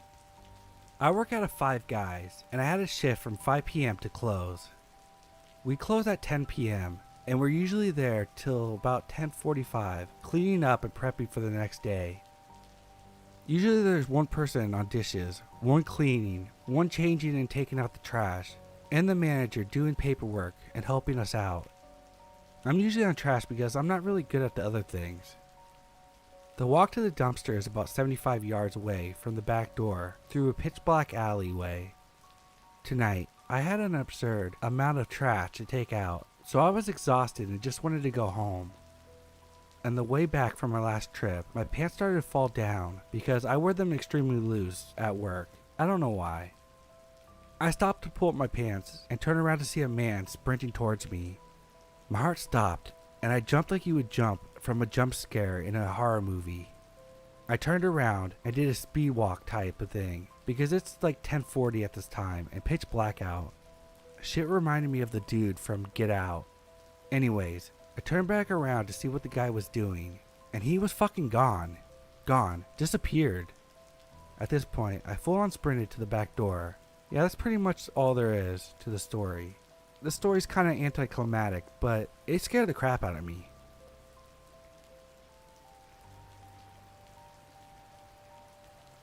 I'm a 27-year-old male, and I live in the UK with my fiancée. I currently work as a teaching assistant for teenagers with special education needs in a school not far from the Bradgate Park. I have worked in a number of schools, and children's homes, and now these buildings, especially in children's homes. This particular story happened in 2013, when I had just started working as a support worker at a care home for teenagers and young adults, 18 to 30, with autism, brain damage, and challenging behavior. The house that I worked in was pretty big. There were 2 living rooms, a large kitchen, a game room, a study, and 5 bedrooms. There was also a huge garden with a summer house / activity room that led onto acres of fields and woodlands. I had been working there for about 3 weeks and primarily worked the waking night shift. This shift ran from 12 p.m. until 8 a.m. and it was my duty to make sure all the residents were settled in for the night and to get all the cleaning done before the next day's staff come in to take over. I would usually get all my jobs done around 1 a.m. and spend the rest of the night listening for anyone that woke up. I would watch TV or sometimes just play games on my phone once I was finished. The residents usually slept all night. One particular night, a young man named James was particularly restless. He was not very big, but he had a lot of strength behind him. And when he got into one of his bad moods, the slightest thing could set him off. He once threw a member of the staff through the patio door because she had forgotten to put cold water in his tea before he drank it. He could not form sentences and would communicate with fairly simple words put together in a way that he understood. For example, he would say something like, "James make breakfast," when he was ready for breakfast, or "James go outside," if he wanted to play outside. He was generally well behaved and could be quite funny when he wanted to be, but he was well known for his temper. Around 11 p.m., James got up and came downstairs to make a drink. I stood in the doorway and watched to make sure he didn't break anything or hurt himself, and he eventually went back upstairs without any real bother. I sat on the top step and kept my eye on his door for maybe 15 minutes or so to make sure he didn't wake up any other residents. Once he had settled in, I went back to my cleaning. The room beneath James' bedroom was a communal living area with board games, a TV, sofas, books, and stuff like that. I was in there dusting and mopping the floor when I heard something heavy drop to the floor in the room above. I knew James was prone to temper tantrums if he got frustrated, so I went upstairs and knocked on his door. As I reached for the key to open it myself, he opened the door and looked at me. He seemed perfectly calm, and his eyes were almost half shut, like he had been asleep. I asked him if he was okay, and he said yes, and put his thumb up. This was something he did when he was in a good mood and not stressed out. So I left him to it and told him to be careful, thinking that he had just knocked something over. An hour or so passed, and by now I was in the kitchen cleaning the sink. I heard another bang above me, like something had been dropped. Then I realized that the room above the kitchen is currently empty. The house was set up to house 5 residents, but we currently only had 4, and the room above me was a spare, empty bedroom. I immediately went to go check it out, but the room was empty. I stood there for a while, and as far as I could tell, everyone was asleep. Due to the nature of their conditions and behaviors, each resident has an alarm fitted to their door that is activated at night. So if anyone leaves their bedroom, a small receiver box that a night staff carries will make a noise and light up for a few seconds to indicate the door had been opened, and is numbered 1 through 5. The alarm had not gone off, so I knew that the noise did not come from any of the residents. I got back to cleaning and didn't hear anything else for the rest of the night.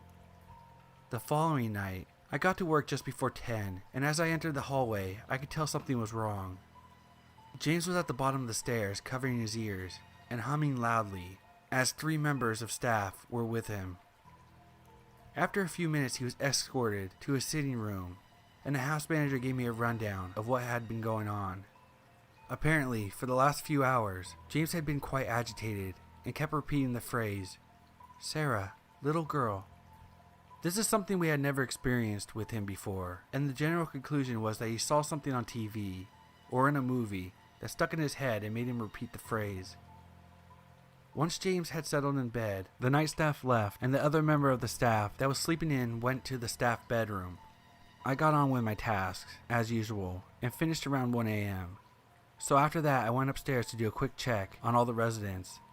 But as I got onto the first floor landing, I noticed the light had been turned off.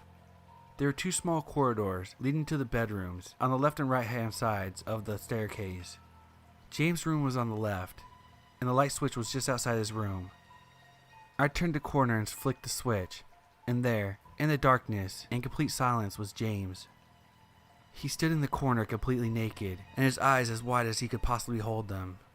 I'm a big guy, 6'3", and weigh about 220 pounds, but at that moment I felt really creeped out. I spoke calmly to James and asked him what was going on, and for a while he said nothing at all. Then, as I turned the light back on, he went into an ear-piercing scream and started slapping himself around the face. The sleeping staff woke up at this point and helped me calm down the situation and get James back into bed before reassuring the other residents that everything was fine.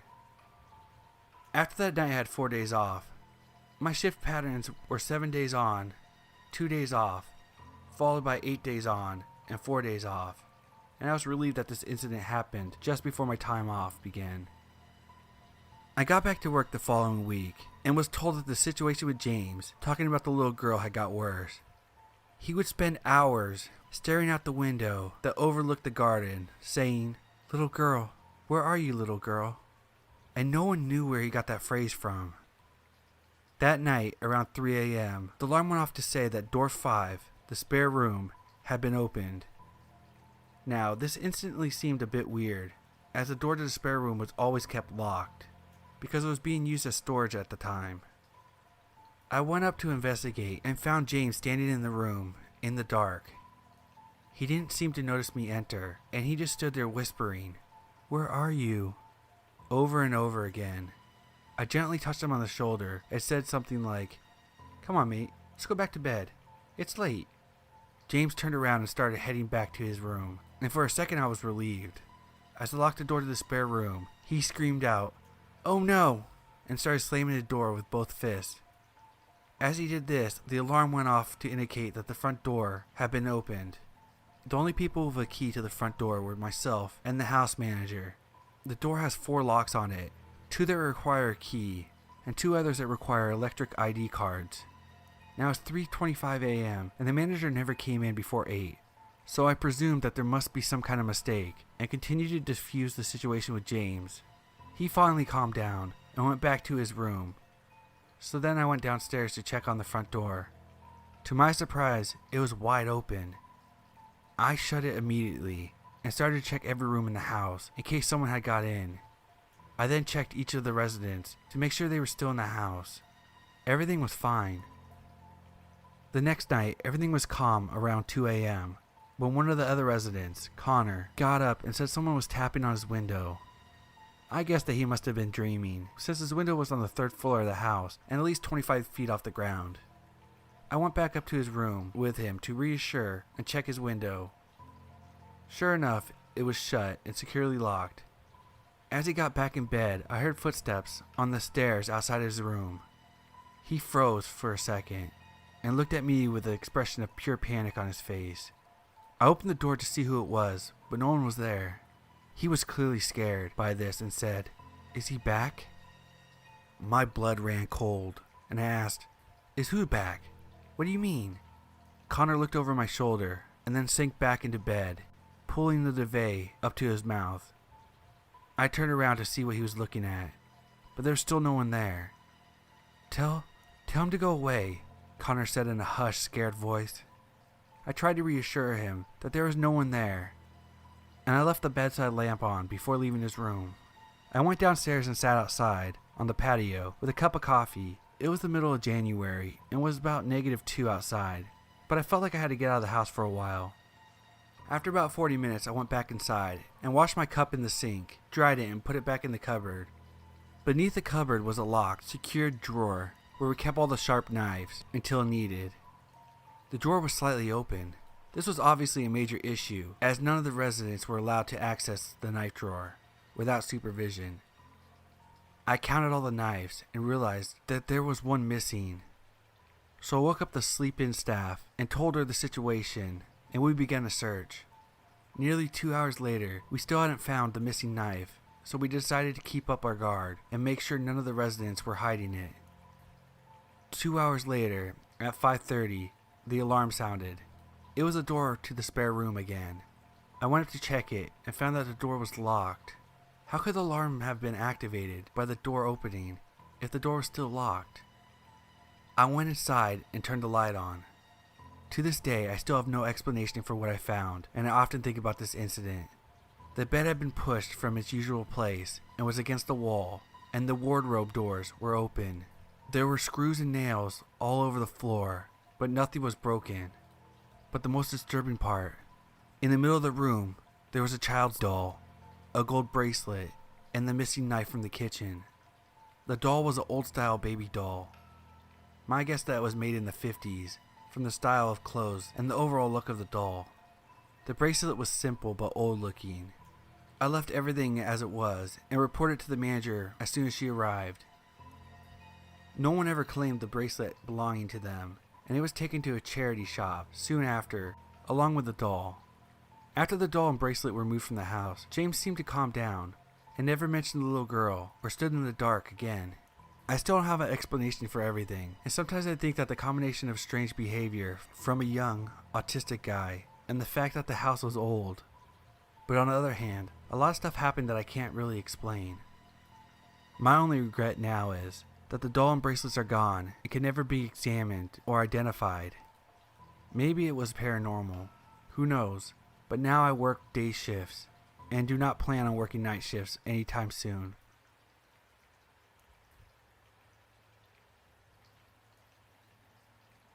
This all happened when I was about 16. I was in high school and working on my first part-time job at a fast food restaurant. It was located off a highway and wasn't uncommon to get a lot of crazy customers. I arrived at work one day and was surprised to see that my schedule that week had changed, giving me a graveyard shift on Friday night. The thought of being at this place overnight gave me the creeps, and I thought my manager was insane by making the youngest employee take that night shift. But it wasn't a school night, and I didn't want to seem like a baby, so I just accepted it.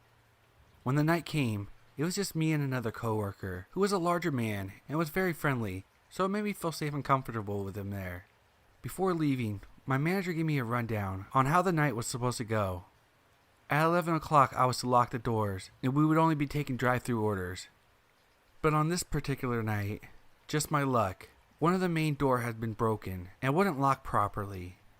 If anyone comes in, just tell them they can't be in the lobby and they have to order through the drive-thru. After these words of wisdom, my manager went home to the comfort of his bed, and I started my long night. Being slightly paranoid and not used to the new shift, every noise I heard outside made me jump. A few times, some customers came in through the unlocked door, but quickly and politely left after being asked to go through the drive-thru. When it reached 1 a.m. in the morning, I was in the back of the store organizing boxes when I heard the slam of the heavy door close. I ran to the front to tell whoever it was that they needed to leave, but I saw no one. I walked into the lobby and looked all around but didn't see anyone. "Did you hear someone come in?" I asked my coworker, as he also came to investigate. "Maybe they left. I'll check the bathroom to be safe," he said, as he opened the men's bathroom, then quickly came out. "Nope, no one in here." "You should go check the girls' bathroom." I agreed and opened the door to the women's bathroom. At first I didn't see anything, so I called out, "Anyone in here?" No response. To double check, I needed to take a few steps into the bathroom, and at this time I was able to see some feet behind the stall. The stall door was wide open, and as I got closer, I was able to see inside. My stomach instantly sank. I caught the eye of a woman with long tangled brown hair crouched next to the toilet with a needle in her arm. She jumped up out of surprise and ripped the needle out of her arm, squirting blood all over the floor. She raised the needle over her head and started to move towards me. I let out a scream and ran out as fast as I could, past my coworker.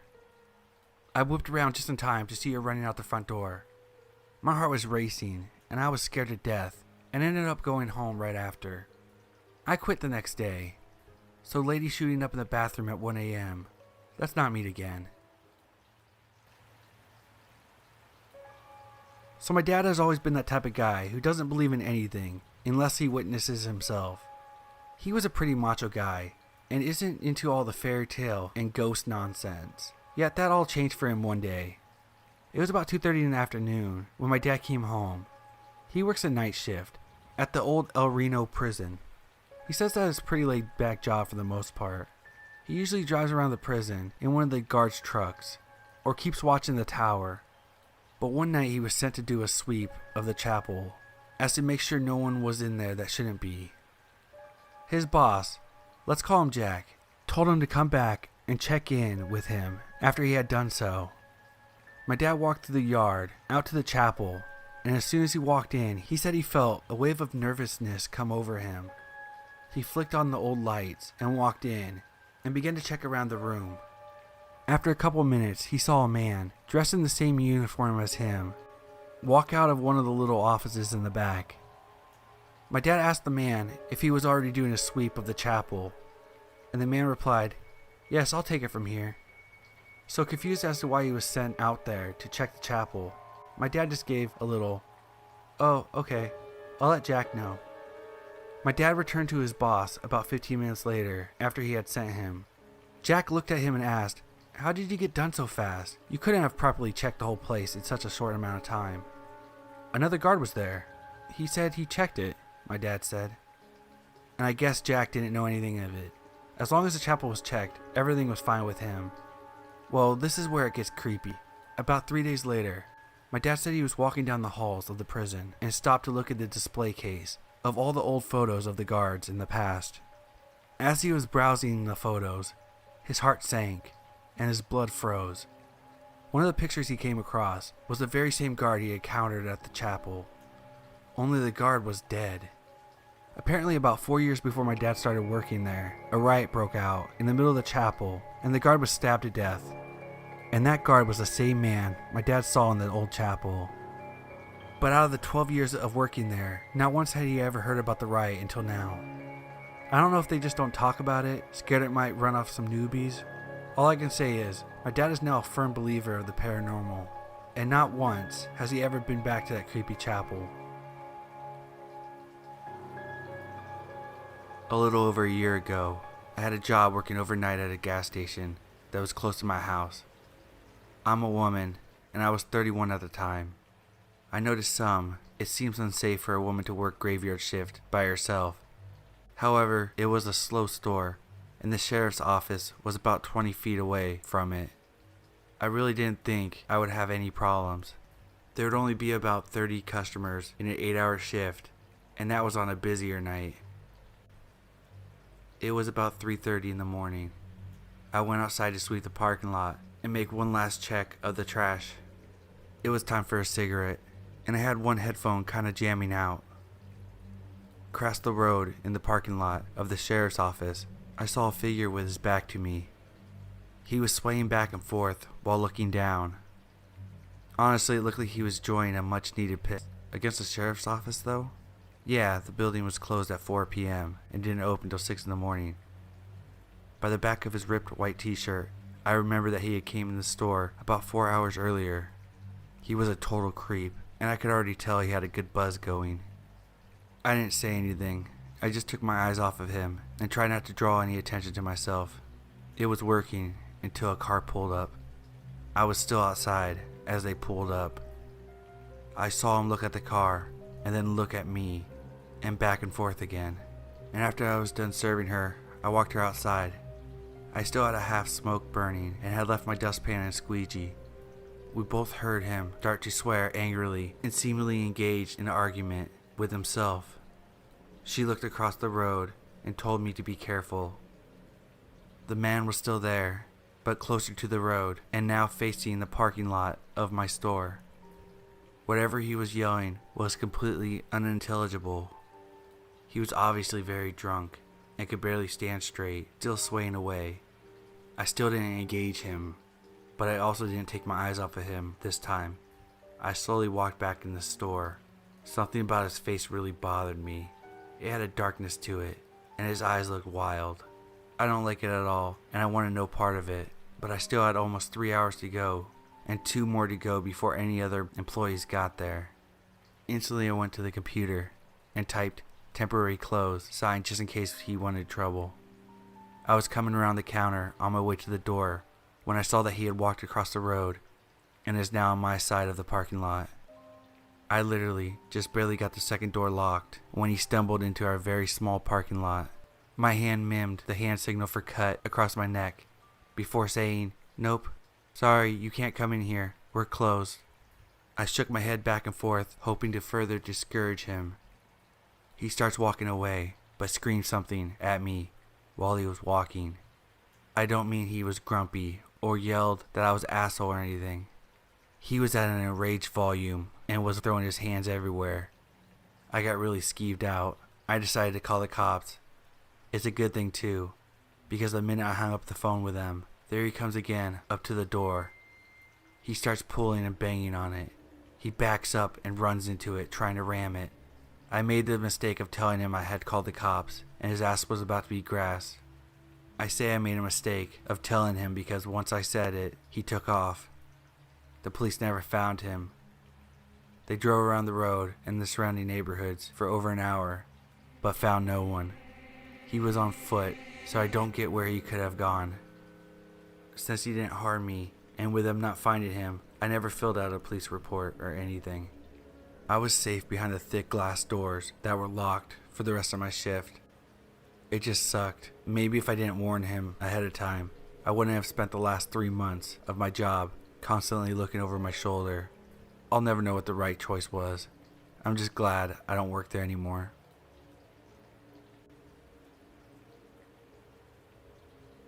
Back in 2007, I started a tech job with an IP, phone, long-distance company.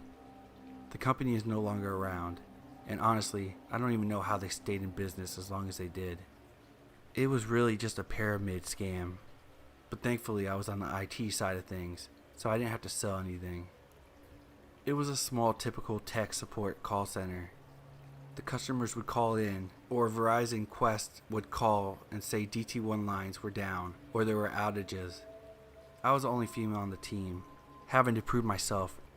It didn't take long, and the customers respected me for being able to handle things. After making my mark, I decided to take the 10-hour night shifts. I worked Wednesday through Saturday, from 1 p.m. to 12 a.m., with an hour for lunch at 6 p.m. I was completely alone in the whole building. The rush to get out of the office at 6 p.m. was insane. I couldn't blame them, but I decided having 3 days off was better than 2. Like I said, I was by myself most nights. I would have to keep an eye on emails and make sure I answered all the calls. It was often a very slow shift. I would get a lot of video game, reading, and schoolwork done during this time, but sometimes I would just wander the building, walk all around just to get away from my desk for a time. I would have the phone system connected to my cell phone so no calls would be missed. This allowed me to go get a soda or get food and so on. One time when I was away from my desk, I was going down to the lunch room to grab a soda. The vending machine is on the basement floor. The basement had a wall of windows and one set of security doors, same for the main entrance, only there was one camera facing that door, but nothing else really to make me feel safe. I didn't like to go down to the basement much, because the back of the building faced an acre of dark woods. There was a walking path to the woods, but for some reason they didn't install lights for the walking path. Not really sure why that was, but it didn't help for the creepy factor. Sometimes I would see animals run past, but other times it felt like someone was watching me. I always tried my best to make it fast when I was getting a soda or a snack, but sometimes it didn't feel fast enough.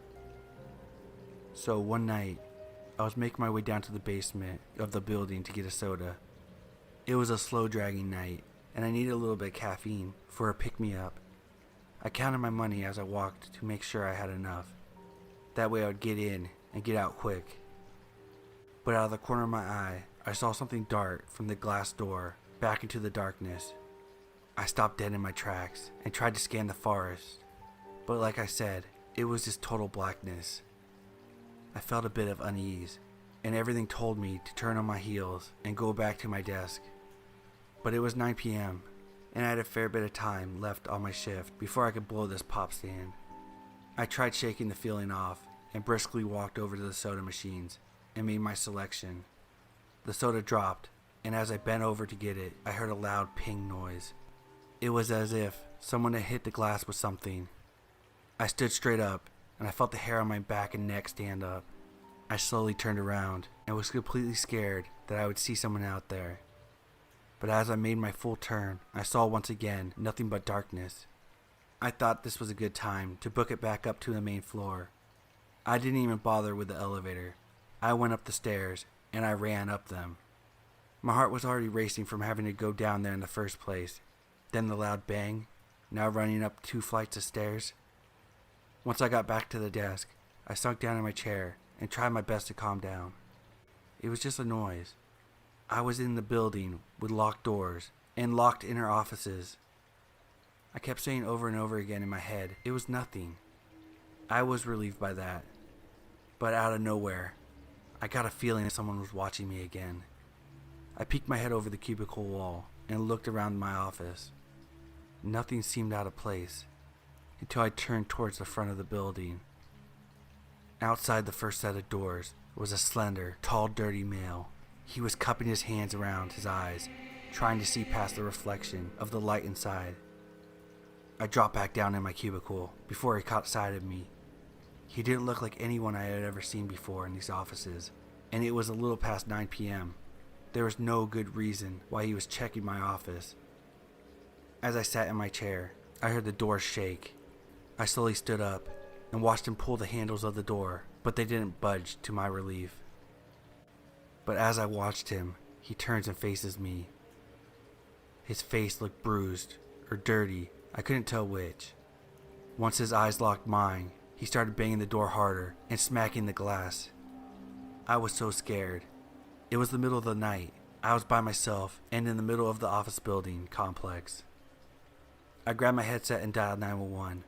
While getting an operator on the line, the guy was walking back and forth from one side of the glass door to the next. 911, what is your emergency? I need someone to come out here. There's a guy trying to break into my office building. While speaking to her, the guy disappeared from view. I tried to look in all directions, but I didn't see him. I knew that he wouldn't just walk off, not with how hard he was banging.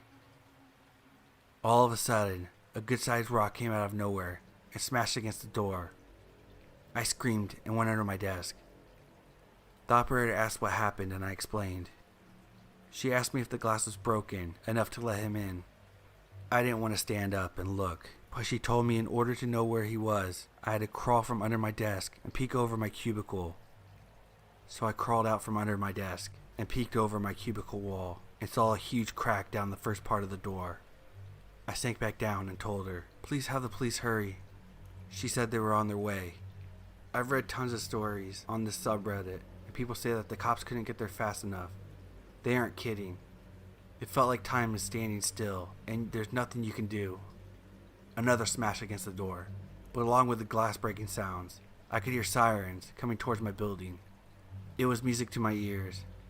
I told the operator that the police had arrived and thanked her for her support. I stood back up and looked over the cubicle wall, and all I could see was blue and red lights flashing wildly. But the thing is, I couldn't see where the man was. The top part of the door was completely smashed, and the rock was lying inside the entryway. One officer came to the front door, and the others were combing the area. The first officer that came into the building was a very kind man. He was patient with me and let me explain what I saw and what happened. Soon later, my boss arrived and checked up on me and the damage. At some point, my husband was called and was told that I would be escorted home by one of the officers. I took the next few days off and started looking for another job where I wasn't by myself all night. I went on to leave this job a month later and started at a credit card machine company. It was an office full of people, still a call center, but I felt safer, especially with the security cameras all over the building. Like I said before, this company is no longer around. It was bought by another company, and they basically liquidated all the funds. So dirty man who tried to break into my office, let's never meet again.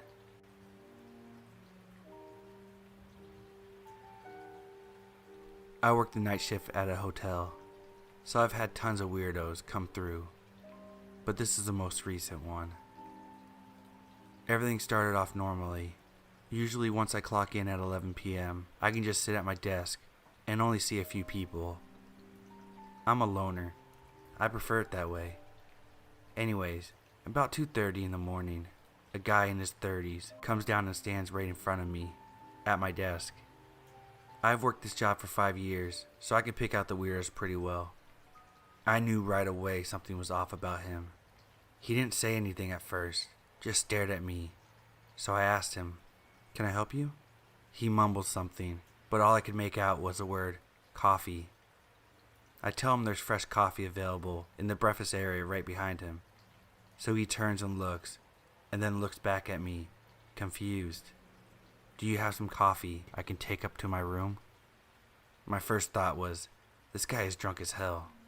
And I told him that he could take a cup of the already made coffee, or I could also give him a couple packs to take to his room. He decided on the packs, so I grabbed a couple, hoping that that's all he wanted, and I could go back to watching TV. But no such luck.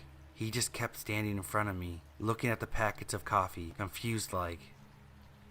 I had enough of this drunk guy, so I walked over to the other side of the desk, just ignoring him. After a few minutes, he just wanders into the breakfast area and stares at the pot of coffee. Then he wanders over to the fruit, the cereal, yogurt, back to the coffee, just staring at everything.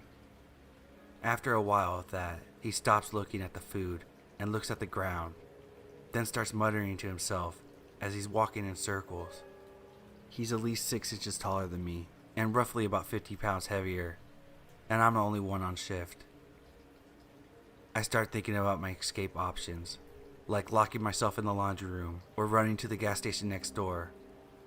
I've had to do it a few times when things have gotten really bad, so I try to plan ahead when something is giving me bad vibes. After about 15 minutes of him walking in circles, he heads down the hall, still muttering. I relax, happy that he's gone to bed, to pass out. Probably 5 minutes later, I glance out the front doors, and I see him right there, staring at me, smoking a cigarette, and still talking to himself. I start to think he's high on drugs, and that scares me enough to grab a pair of scissors when he's not looking and hold him down to my side. I start thinking about calling the police, but what for? So I decide to wait and hope he just goes to bed soon, since it's about 3 a.m. at this point. He walks down the halls, through the lobby and outside, then comes back through the doors and loops around again. The third time he walks by, still talking. I was terrified and on the verge of saying screw it, calling the police, just to have someone else there with me. Just then, an old lady walks down to the desk and asks me if I could call her a cab. She has no idea how happy I was to see her. I make the call for her and start chatting her up, which is very unusual for me, but I just want to keep her in the lobby. The weirdo comes around the corner for the 4th time, and the old woman tells him to pack his stuff. They're leaving because he woke her up and she couldn't go back to sleep. Apparently, this old lady was the weird guy's mom, and I felt so much better knowing that he was going to leave as soon as the cab got there. As soon as she told him to pack his stuff, he gets angry. He didn't want to leave. He told her to go back to bed, but she was very adamant. And after they argued for a bit, he makes his way upstairs to pack. She explained to me that she could tell he was getting agitated, and it was time to take him home. I talked to her for a while, and she started to open up to me, and told me her son is schizophrenic, and she is the only one that will take care of him. She told me she just wished someone would take him for about 6 months, like a hospital, to get him on meds and into a good routine. I felt so awful for her. She seemed tired and hopeless. I have mental issues myself, so I could relate to the struggle. All of a sudden, the weird guy comes running out, demanding to stay, and they argue again. Except this time, he sees me watching and focuses on me, storming up to my desk and screaming, "She's gonna call the cops.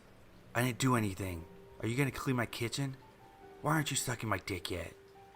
And other horrible things while I just stood there, stunned. I held up scissors to defend myself, and his mom screamed, "Stop! Do you hear what you're saying to her?" The cab pulled up, and as much as I felt for his mom, I was happy to see them pull away. Creepy schizo guy. Let's not meet again. This is just an account of my true experiences. First of all, I like to say I'm generally pretty skeptical of the paranormal and hauntings. I do believe that demons can possess and cause havoc, but when it comes to ghosts and spirits, that's a different story. Be that as it may, there are things that have happened to me that might be called paranormal. There's 2 different instances. The first is during my time as a night security guard, and the second is a series of dreams. There's no big scary monster at the end or anything like that. When I was working as a security guard, I would often be the overnight guard, probably because I was a young guy and could easily handle the sudden shifts in day or night. Being an overnight guard meant to patrol the property, which included 7 buildings, one of which was an old manor-like house that belonged to a prominent family in our city. This house was spooky enough as it is, but every once in a while during patrol, the lamp in the front window would be on, and I would have to enter the house to turn it off. I just wrote off as someone leaving it on after one of the tours, but even during the day, the house had an unsettling feeling, as if something was watching you. Other times, the alarm of the house would be tripped, and I would have to go to investigate. Every time this happened, I wouldn't find anything inside, and all the entryways were closed and locked. Again, I chalked it up to something reasonable. A faulty sensor, or a gust of wind hitting the window, just enough to move the sensor. The main gallery was where I was stationed when I wasn't on patrol. The building had a main lobby where guests came in to buy tickets, and a gift shop, and then the gallery itself. The gallery was a descending spiral that went down below the lobby and had multiple levels. I would sit in the lobby and use the big television they had play on loop of upcoming events and gallery previews to watch Batman Beyond or Dexter in between patrols. In hindsight, it was probably a bad decision to watch Dexter because there was a big open window to the street outside, and not everything in the show is exactly savory for work. One day I re-entered the lobby from patrol. The show, which had been on pause, was already playing. I immediately checked the doors to make sure they were indeed locked. The only one that wasn't was the one I had just unlocked to let myself in. I locked it and then paused the show. I looked around but saw nothing. However, I heard a noise coming from the main gallery. I went to the door and checked it. It too was locked, and this is the only door to the gallery. So I decided to unlock it and step inside. It was pitch black down the descending ramp, and saw a dull but steady light glowing from one of the corridors at the bottom. Now, the particular exhibit that was being featured in the gallery at the time was a rock and roll exhibit.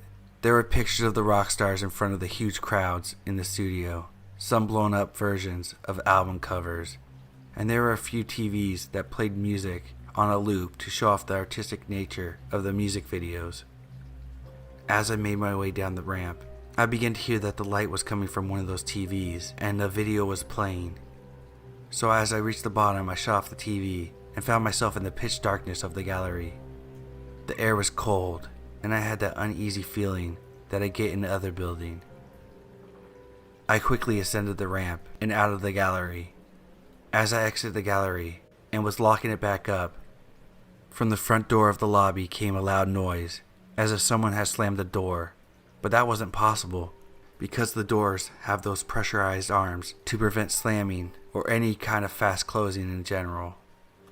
When I looked over to it, there was no one there, and I would have seen them, because as I mentioned, there's a big open window, and I would have been able to see them easily. Now I was getting unsettled. I shook it off and decided to go back to my show.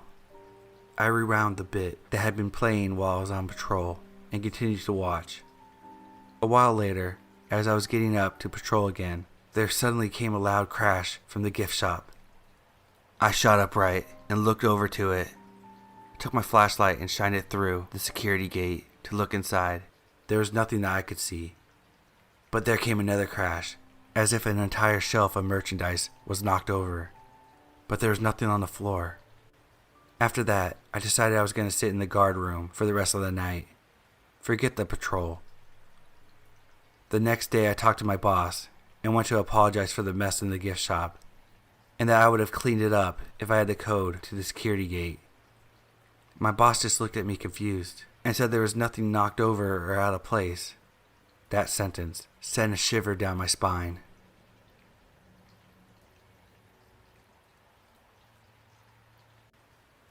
So this actually happened to me just last night.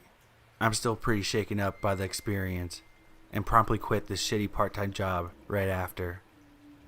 I work in a retail store in a not so nice part of the town. Since the area isn't the best, not many people come over to the store, and even less people come at night. Something important to note is that the store doesn't have any cameras, nor do they have a panic button. So basically, anyone could do anything, and we have had many people steal little things here and there. Looking back, this should have been my first clue to quit as soon as possible. That night, the night shift consisted of me and my coworker, both small women. We were joking around and playing on our phones because it was 7:30 at this point, and no one had came in for about a half hour. Suddenly a group of people, 2 men and a woman, come in all at once. A side note about these people, they were all wearing black head to toe, facial tattoos, and were very confrontational upon arrival. The woman was a very husky woman, and I was honestly very intimidated by her. Her friends were at least 6 foot each, both towering over me and my coworker, who were about 5'3". One of the men immediately asked what our ages are, and complimented me on my smile. I'm kind of awkwardly laughing and trying to be as kind as possible to get these people to leave fast. The woman basically corners my coworker over in one of the aisles, so she's unable to walk over to where I am, which is right behind the counter. The woman is basically yelling at my coworker, asking her, "Why don't you hire me? I need work, hire me," pretty much scaring the both of us. While this is going on, one of the men walks over and blocks the door. The other man comes up to the counter and looks at all the $100 to $300 items we have stocked behind the counter and jokes to his friend how he needs all of these items. He then turns to me and says with a deadpan face, "Give me everything." I awkwardly laugh and say, "Everything?" He then says nothing and continues to stare right into my face for 5 more seconds before repeating, "Everything." So I do just that. I start to take things off the shelves while he points at things and keeps saying, "Give me that, that." He then stops and says, "You never asked me how I was going to pay for any of this." The entire time, his friend was saying nothing and standing still while staring at me. The man breaks his stare and laughs and states that they're going to come right back. As soon as they leave, I make a beeline for the door and lock it. I call my manager and tell her what happened, and I'm begging her to let us close because I don't want those people to come back. As if on cue, they come back and yank on the door, which is now locked, and continue to yank on it. I tell my coworker to run with me to the back, and we lock the back door. By the time the police arrived, they were gone, and there was nothing that they could do because of the lack of cameras in the store. The police stayed outside of the store in their cars until we closed, and walked us to our cars. Throughout this whole ordeal, no one was in the store besides my coworker and I. My theory was that they were scoping out the situation before leaving and coming back with a firearm and actually carrying out the robbery. Luckily, I locked the door at that moment they stepped out. I don't like to think what could have happened if I brushed it off and decided to leave the store open. But I was shaking like a leaf when they left, and they hadn't really done anything at all, so I just trusted my gut feeling. So anyway, let's not meet again. I quit that shitty job. Thank you for being a catalyst to push me to finally leave.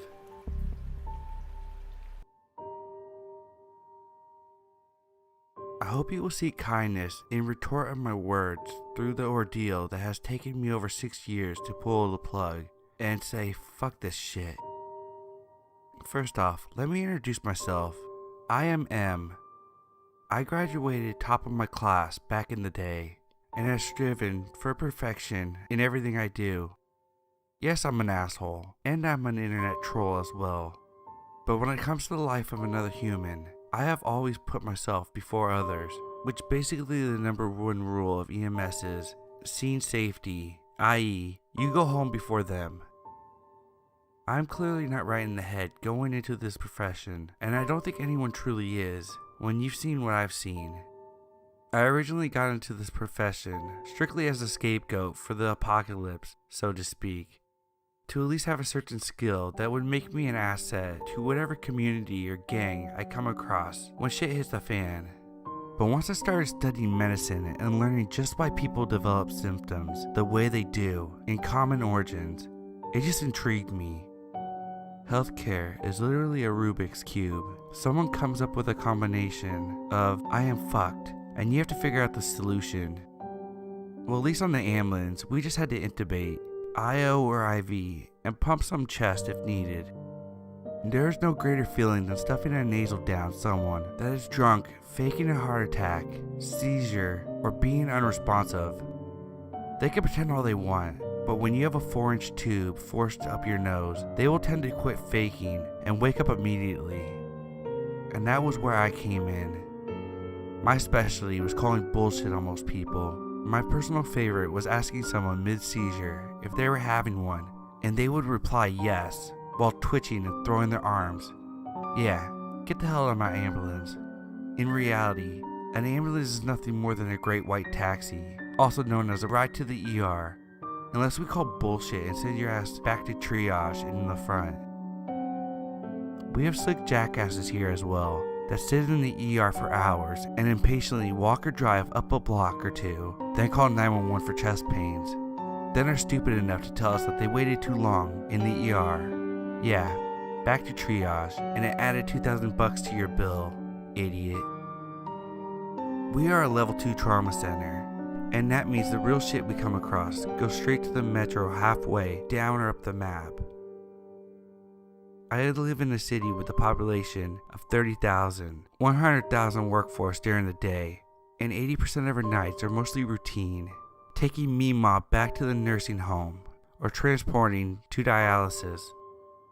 But once in the blue moon or so, we get called to some actual grit your teeth trauma shit. You know, the entire reason we went to school in the first place. I kid you not, we get our fair share of bullshit calls like Medic 31, response code 3 to 456 Fucktard Drive for a possible Sasquatch attack. Dude was drunk, methed out, and got bitten by his dog. Or Medic 52, respond to 123 Hillbilly Lane for a possible demon possession. A 16-year-old female drunk and high came in after her curfew with Catholic parents. So as you see, we always get a form of entertainment each night, just in different ways. I even got a call out for SWAT because a woman couldn't open her tub of cream. No kidding, the RX cream where you have to unscrew and flip and screw back in with a punctured top. One run that stuck with me for a long time still to this day, that I cannot, nor anyone else can explain this, and everyone in the station thought I was bullshit until the local channel broadcasted the story the next day. We responded to this call one night at 3 a.m. Medic 32, we have a code 3, MVC requesting assistance at the top right corner of Highway 91 and 420. Multiple fatalities and a possible airlift. We need you for backup to assess and assist. Right on, was the first response out of me. I clearly didn't know what I was about to get into. After about a 10-minute drive with the lights and sirens on, we get to the scene.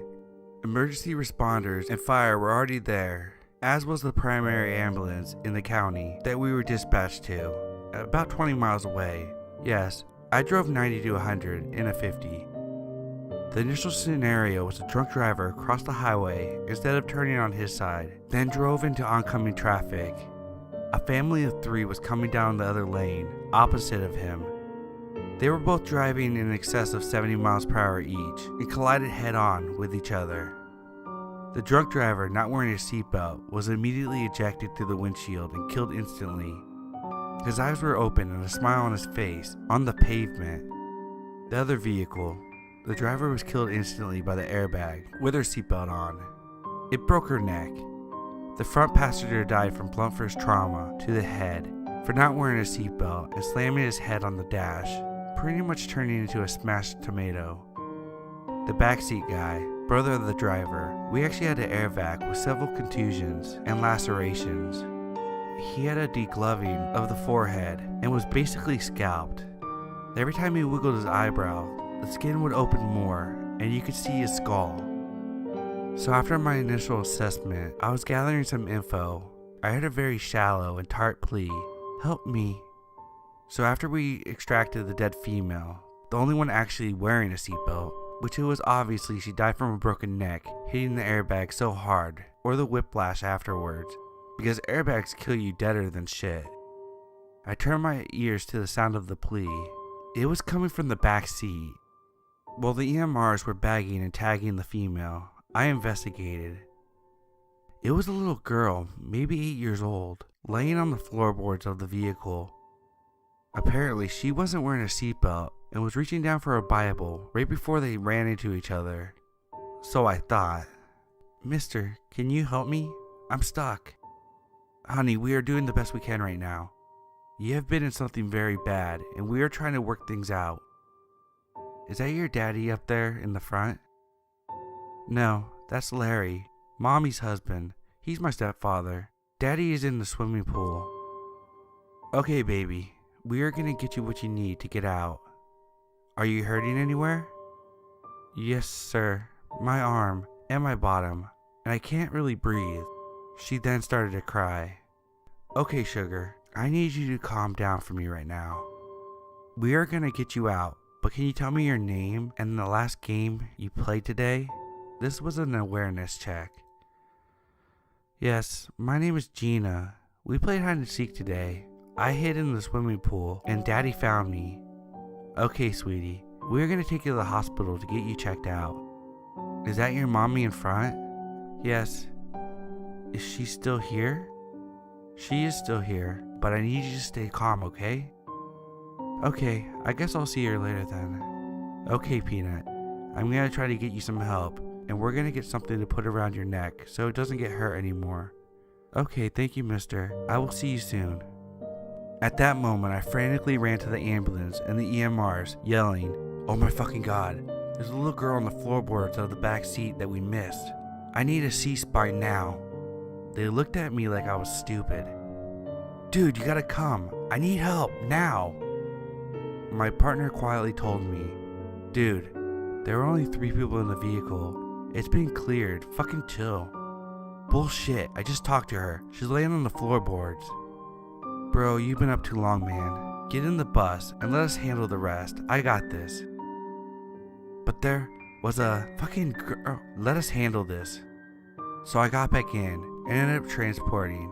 The third person that was gonna fly died from severe trauma and blood loss. And the very next day, the local news reported that an 8-year-old girl named Gina drowned in her backyard swimming pool. Her father also passed away when he found her and dove in to save her, but he got sucked into the bottom drain and drowned as well. To this day, I do not know what happened with this. Apparently, the family in the car were speeding to get to their daughter after they found out. The one thing that jacked me up the most about this is she said, "I will see you soon."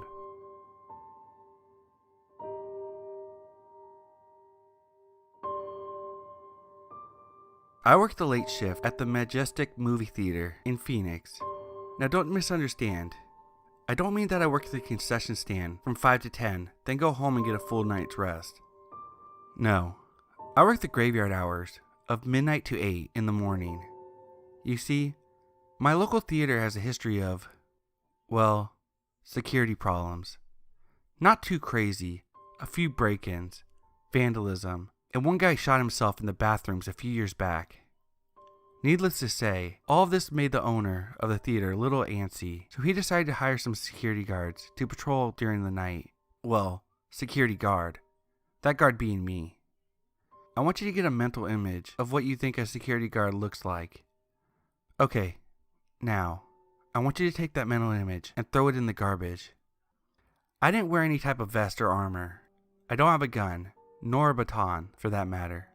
My job isn't to be Rambo. My job is to patrol the theater and make sure that local teens don't break in and paint dicks on the Lion King movie poster. Other than that, if there were to be some actual threat, I've just been instructed to batten down the hatches in the manager's office and wait for the police to arrive. Not that I've ever had to do that. Either way, I don't think that's an option this time. My shift this evening started out simply enough.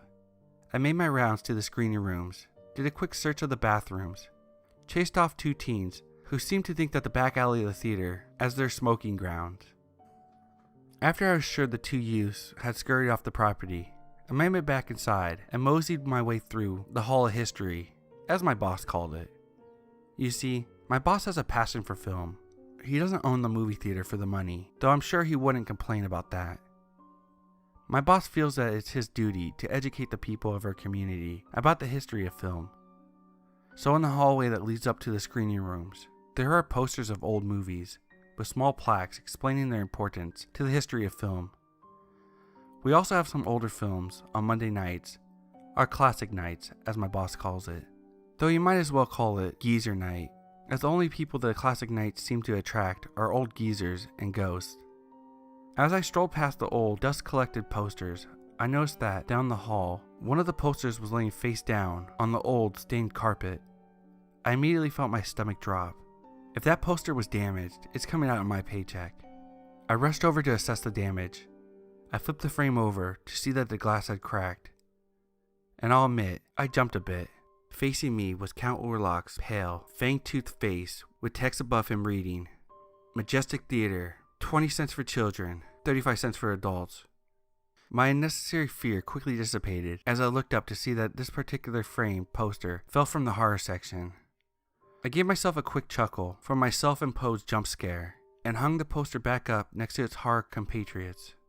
I figured that one of the two punks outside must have snuck in trying to get some stale popcorn from the concession stand, only to knock over one of the posters and run out the back. All in all, nothing to worry myself with. "Get a dental plan, Orlok," I remember snidely saying, before letting out another small chuckle. I decided that now was a good enough time to take a break from my rounds, so I waltzed my way into screening room number 5, took a long walk down the ramp to the front row of the seats, then plopped my butt down in one of the old, squeaky, barely cushioned chairs. I opened my old, beaten-up lunch bag to reveal a sad, smushed-down turkey sandwich and a few crushed-up potato chips. I quickly devoured my food, wishing that I was actually watching a movie rather than staring at a blank, silver screen in the dark. After I was finished, I let out a long, long sigh. How did it come to this? When I was a child, surprisingly enough, I didn't dream of sleeping half the day away, only to spend the other half guarding some old rundown theater. No, when I was a kid, I dreamt of being a police officer. Not just some security guard, an actual police officer. Hell, it was more than a dream. It was close to reality. As I sat there, crust of my sandwich in hand, and self-pity on my mind, the projector suddenly kicked on. I nearly jumped out of my chair. Do my best to sound authoritarian and be loud enough to be heard over the obnoxious sound of gunfire coming from the screen. I yelled, "Who's up there?" Unsurprisingly, the response I was given was nothing but dead air. I quickly rushed out of the screening room towards the stairway to confront what I was sure to be one of the two teens who had come back to prank me. I must admit, I was a little too excited that someone was trespassing in a theater. Finally, this job was going to have some excitement. I rushed up the stairway, eager to catch the trespasser. I ran down the cramped hallway that connected to the projector room until I finally reached number 5. I flung the door open, nearly taking it off its hinges, to reveal nothing. Besides the stacks of discs on the shelves, an old fold-out chair, and the projector busily humming away as it projected the beginning of the latest Fast and Furious flick. There was nothing. Nobody. As I caught my breath from the long run up the stairway, it finally dawned on me what must have happened. You see, these projectors don't need someone to turn them on. They can be turned on manually, but usually, the projectors are set on a timer to begin projecting the movie at the designated showtimes. So, one of the employees must have thought it would be funny to play a prank on me and set the projectors to start playing after hours. I had finally calmed down after the meaningless pursuit and shut off the projectors. I was about to turn around and go about my normal rounds once again, when I suddenly noticed it. The projector room smelled awful. I mean, the whole theater had an off smell about it, but the projector room smelled absolutely awful. It smelled like marsh water and rotten eggs blended together. Suddenly, even more things began to dawn on me. The other employees would have had no way of knowing that I'd be in screening room number 5 when the projector went off. Someone would have had to see me going into the screening room to know to set that projector off. As I processed all of this, I became aware of one last thing, a dripping noise coming from right behind me. It didn't sound like water dripping.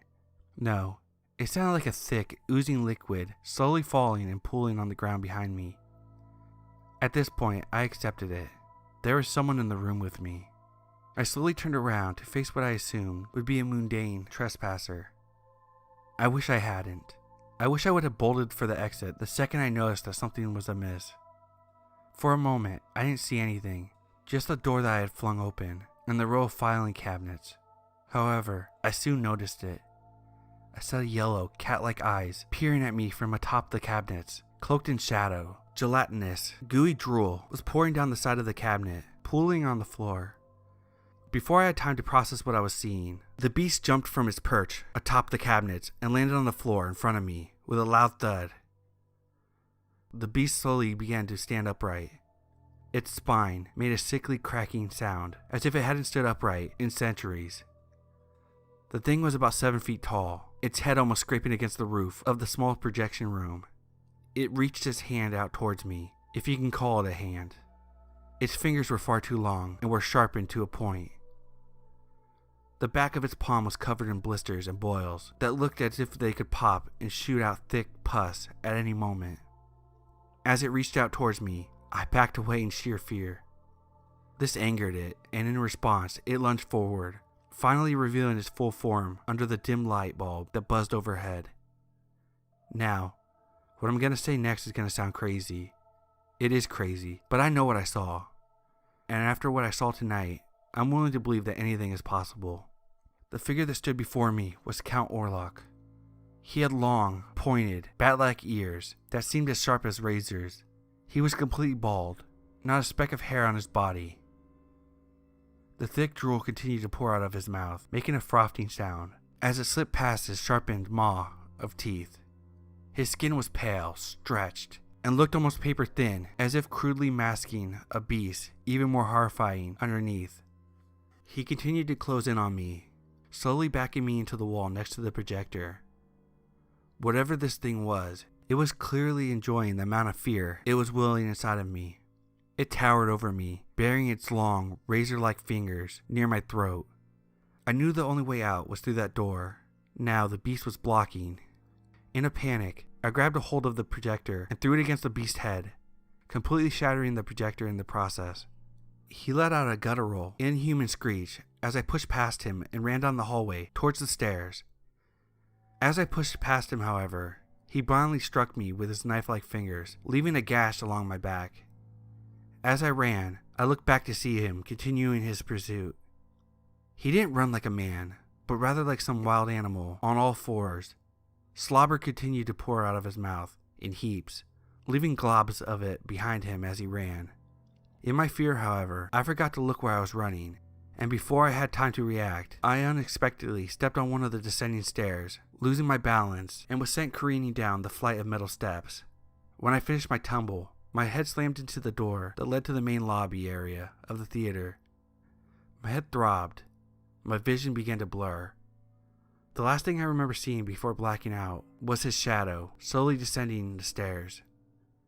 I awoke sometime later. The first emotion I felt was unrelenting panic. I scanned the room, sure that I would see Orlok's gaping mouth ready to devour me, but I didn't. In fact, I was still at the bottom of the stairway, sitting in a small pool of my own blood that leaked from my back. I breathed a quick sigh of relief, only for a sharp pain to rocket through my body. I had a huge bruise on the right side of my torso, and I had a gash on my head that was bleeding pretty badly. The bleeding on my back, however, had subsided. As I pulled myself off the floor, I began to question what I just experienced. Was anything that I witnessed real? If a blood-hungry monster was really after me, why wouldn't it have finished me off when I fell down the stairs? Maybe the gash on my back was from the fall as well. No, that had to be real. Even my mind couldn't come up with something that deranged. I decided to put that all aside for the time being. Whether what I experienced was real or not didn't matter for the time being. I was sure of one thing, that the gash on the back of my head, leaking blood, was very, very real. And if I didn't get to a hospital, I would have plenty of time to mull over my experience in the next life. I steadied myself using the handrail on the stairs and opened the door to the main lobby area. I managed to limp my way over to one of the cushioned chairs. I caught my breath for a few moments as I sat there, slowly pondering what to do now. Drive to the hospital? No. With this gash on my head bleeding, I'm getting lightheaded, plus my leg is all busted up from the fall. I'm not in a good enough state to drive. No, I had to call the ambulance. I was going to have to call 911. I was going to have to call one of my would-be coworkers for help, as I was going to have to either explain to them that I saw a fictional lord of the night and get locked in the loony bin for the rest of my life, or explain that I simply fell down the stairs and battered my head open for my incompetence and lose my job for being a liability. Yeah, that's me alright, a big liability. I remember how she said it, the sweet psychologist with her curled hair and her pearl earrings. How she tried to stroke my ego by saying I was suited physically for the job. And how she kept her big false smile as she transitioned into saying how I had showed some concerning signs during my psychological evaluation. How she placed her cold, manicured hands on my shoulder and said I should seek further care, and how I would not be accepted into the police force. I would be too much of a liability. None of that mattered now though. I was bleeding in the middle of the crappy theater in the middle of the night. I had to swallow my pride and call for an ambulance. I took out my cheap flip phone and typed in those numbers, 911. The phone rang once, then twice, then once more. For a split second, I almost thought they weren't going to pick up. My fear was quickly vanquished, though, when I heard the ringing finally ceased, and I was greeted with the cold, familiar female voice of a dispatcher. 911, what's your emergency? Hi. I need you to send an ambulance to the Majestic Theater near Route 5. I've been in an accident, I said, trying to hide my embarrassment over having to call for help. Certainly, sir. What is the nature of your emergency? She said coldly. I'm a security guard here at the theater. I accidentally fell down the stairs and I'm bleeding pretty bad. You fell, sir? The dispatcher said in a confused tone. Yeah, I tripped and fell down the stairs doing my rounds, I explained, irritated by the questioning I was being subject to. There was a moment of silence, and I almost assumed that I lost connection, but after what felt like an eternity, the dispatcher finally spoke.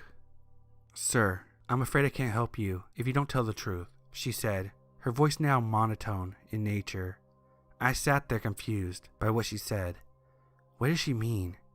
I tried to think of a response, and settled on the most intelligent response I could think of. What? Another moment of silence passed, and then she spoke. Sir, I recommend you find somewhere to hide.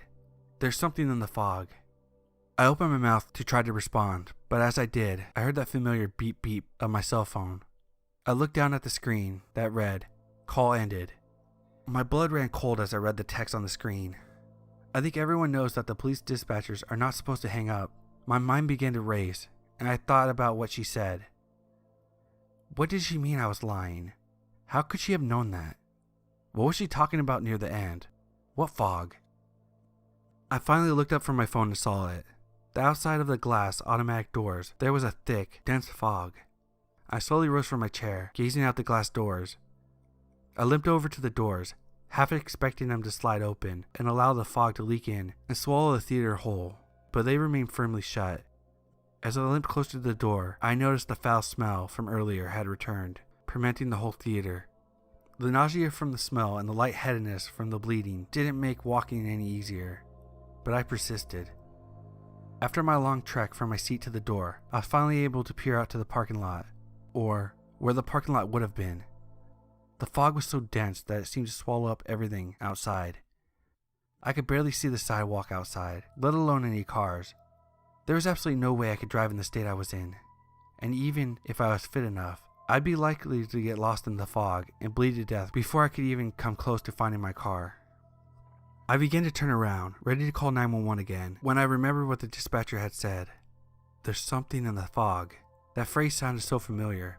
Before I had time to ponder on it anymore, I was startled by a sudden wet slap against the glass. I whipped around to see a hand firmly planted against the door. I stared for a moment. The hand didn't move at all. It simply remained smeared against the glass. As I stood there, frozen from both fear and confusion, I let out a single word. Hello?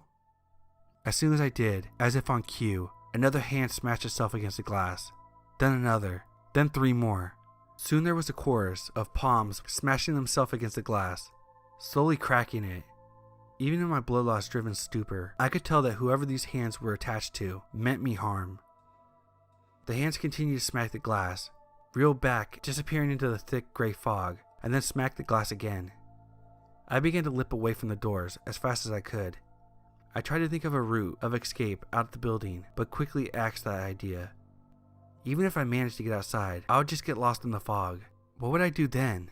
Just hope someone happens to be out on a stroll at 3 a.m. in the morning in the worst fog Arizona had ever seen and helps me? No. I had to fall back on old habits, get to the manager's office, and batten down the hatches. I limped towards the concession stand and leaned against it, using it for leverage as I walked. I just had to make it to the stairway. I slowly made my way to the door that led to the stairway, all while the hands continued to pound on the glass. Sadly, Lady Luck decided she was going to be in a mischievous mood that night. As I made my way past the soda machine, I stepped in a puddle of Coke and Fanta and slipped, landing back first on the syrupy mess. The fall hurt bad enough, but the soda seeped into my gash on my back and sent a white-hot pain through my entire body. My vision began to blur again, and my ears began to ring. I feared that I might pass out, but my senses returned to me. The first thing I heard after the ringing in my ears subsided was the glass of the automatic door shattering. I heard sounds of wet feet slapping against the tile floor soon after. It took a moment, but I managed to grab a hold of the ledge of the concession stand and pull myself to my feet. In hindsight, I wish I accepted my fate and just closed my eyes. When I got to my feet, I finally saw the source of the hands before me, slowly filing through the shattered automatic door. It was a crowd of lepers, though I very much doubt they were alive. Most of them didn't seem to have a pound of fat or muscle on their bodies. They looked like skeletons with skin simply draped over them. As I pulled in through the doors, some fell, and some had glass shards embedded into their torsos, but this didn't seem to faze them. They just got back up and continued their unrelenting march, their march towards me. I hesitated to turn my back to them, but soon turned and continued my slow limp towards the door, with the gash on the back of my head still bleeding away, and with me barely being able to stand after the abuse my legs had taken. I imagine I looked quite a lot like them. The lepers were slow, but I was even slower. As I made my way to the door, they were slowly gaining on me. If I could just make it. Lady Luck decided to do me a favor for once. I flung the door open and limped my way through the doorway. I turned to grab a hold of the door handle, ready to slam the door closed. I gazed through the doorway. The fog was slowly leaking into the theater. I couldn't see the concession stands, let alone the automatic doors, but I was sure even more of them were piling in. They never sped up, continuing their pursuit of me in a snail's pace. After I was done gawking over the scene before me, I slammed the metal door shut. I leaned against the door and slid down to the floor. I could hear them approaching, but I was sure that this metal door would hold up longer than the glass one did. I sat there for a moment, catching my breath and letting what just occurred sink in. I didn't have much time to rest though, as I soon heard the sound of the fleshy hands smacking against the other side of the door. I rose to my feet and slowly ascended the staircase, holding the handrail for my dear life. Once I reached the top, I stared down the hallway, with the doors lining the wall to the projection rooms, and the lone door at the end of the hallway leading to the manager's office. I half expected Orlok to jump out from one of the projection rooms, but luckily he didn't. I began to limp my way down the hallway towards the office door. As I did, a sudden nostalgic feeling rushed over me. Oh yes, that's why. Walking down the hallway, it reminded me of the day I got rejected from the police force. I remember that walk of shame very well. I walked down the dry, colorless hallway towards the exit sign after the psychologist informed me that I failed my psych test. I remember seeing a few of the other cadets averting their eyes from mine. Others gave me a sad, solemn look. They all must have known that I failed and was just officially rejected. No one stopped me though. No one placed their hand on my shoulder or said it was going to be okay. No one even tried to talk to me. No, they just let me walk out of the station and to my car. And thank God they did. I needed to get out of there quickly. After all, I had just strangled the psychologist to death in the other room. This brings us to right now. I'm currently locked in my manager's office. I managed to stop the bleeding from the gash in my head, but I was still pretty banged up. It's been about 2 hours since I came in here, though for all I know, time might be frozen considering all the supernatural things that have already happened. All he's got in here is some old filing cabinets, a desk, and an old laptop. I've already tried to contact the police on it, but it seems like there's some type of interference that won't allow me to contact them. Whatever is preventing me from contacting the police is most likely the same entity that caused all these monstrosities to appear tonight. As some of you probably gathered at this point, whatever this thing is, it seems to be able to imitate movies, especially horror movies. I don't know what this entity is, or why it decided I needed to die. Maybe it's some type of phantom that's been watching all these movies in the theater since it first opened, and I angered it somehow. Or maybe it's my hand of karma, come to reap vengeance on someone who bears the mark of Cain. Or, who knows, maybe it's the ghost of the guy who shot himself in the bathroom, come to haunt me in the theater, and he just doesn't like me. Why it decided to take form of the movie theater monsters to try to kill me, I don't know. Maybe it's just a sick sense of humor. Now, you may be wondering, if I've been in the manager's office for 2 hours, why hasn't the entity just turned into Orlok again and phased through the door, or transformed into Jason Voorhees, or Jack Torrance and chopped down the door? Again, I don't have the answers, but my guess is it wants me to die a slow death. What do I mean by that? Well, about an hour ago, I smelled that foul smell again. Soon after, a thick pink jelly-like substance leaked through the room underneath the door. The blob. Now, the jelly substance has slowly expanded. It's reached the roof and has been slowly swallowing up furniture in the office, what little there is. It swallowed the filing cabinet first, then the desk, while I was writing this. The filing cabinet has been completely dissolved at this point, and the desk is being digested as I speak. I'm currently backed into the corner, with the jelly slowly spreading across the floor, threatening to envelop the laptop, my only source of communication with the outside world. Then I'll be next. I would like to say that I'm not afraid to die, but I'd be lying. The truth is, I'm scared shitless. I never wanted to die in a shitty movie theater by some Lovecraftian horror. However, I've been going over through tonight's events in my head, and one thing that caught my eye. The dispatcher on the phone. She said she can't help me if I didn't tell the truth. Thinking back, I know that voice of the dispatcher. Oh yes, I knew it all too well. It was the voice of that damn psychologist. So while I sit here with the blob slowly digesting the room I sit in, I wonder, what if by the truth she didn't mean that I needed to admit that I saw Count Orlok, but I need to admit what I've done. If I admitted what I did, will this all end? I mean, if I admit it, it most certainly means that I'll get the death penalty. But it sure beats the slow digestion by the blob. Shit, the keyboard is almost completely enveloped. It's now or never. Look, I know that everything I've said up to now sounds crazy. It is crazy. But if there's one thing that is true, it is this. My name is Tobias Lawrence Martin. On December 9th, 2015, I killed my psychologist named Mary Steele. I did it because I couldn't cope with the fact that I wasn't going to become a police officer. I've been on the lam for 4 years now, working odd jobs until I finally found a permanent one. I worked the late shift at the Majestic Movie Theater in Phoenix.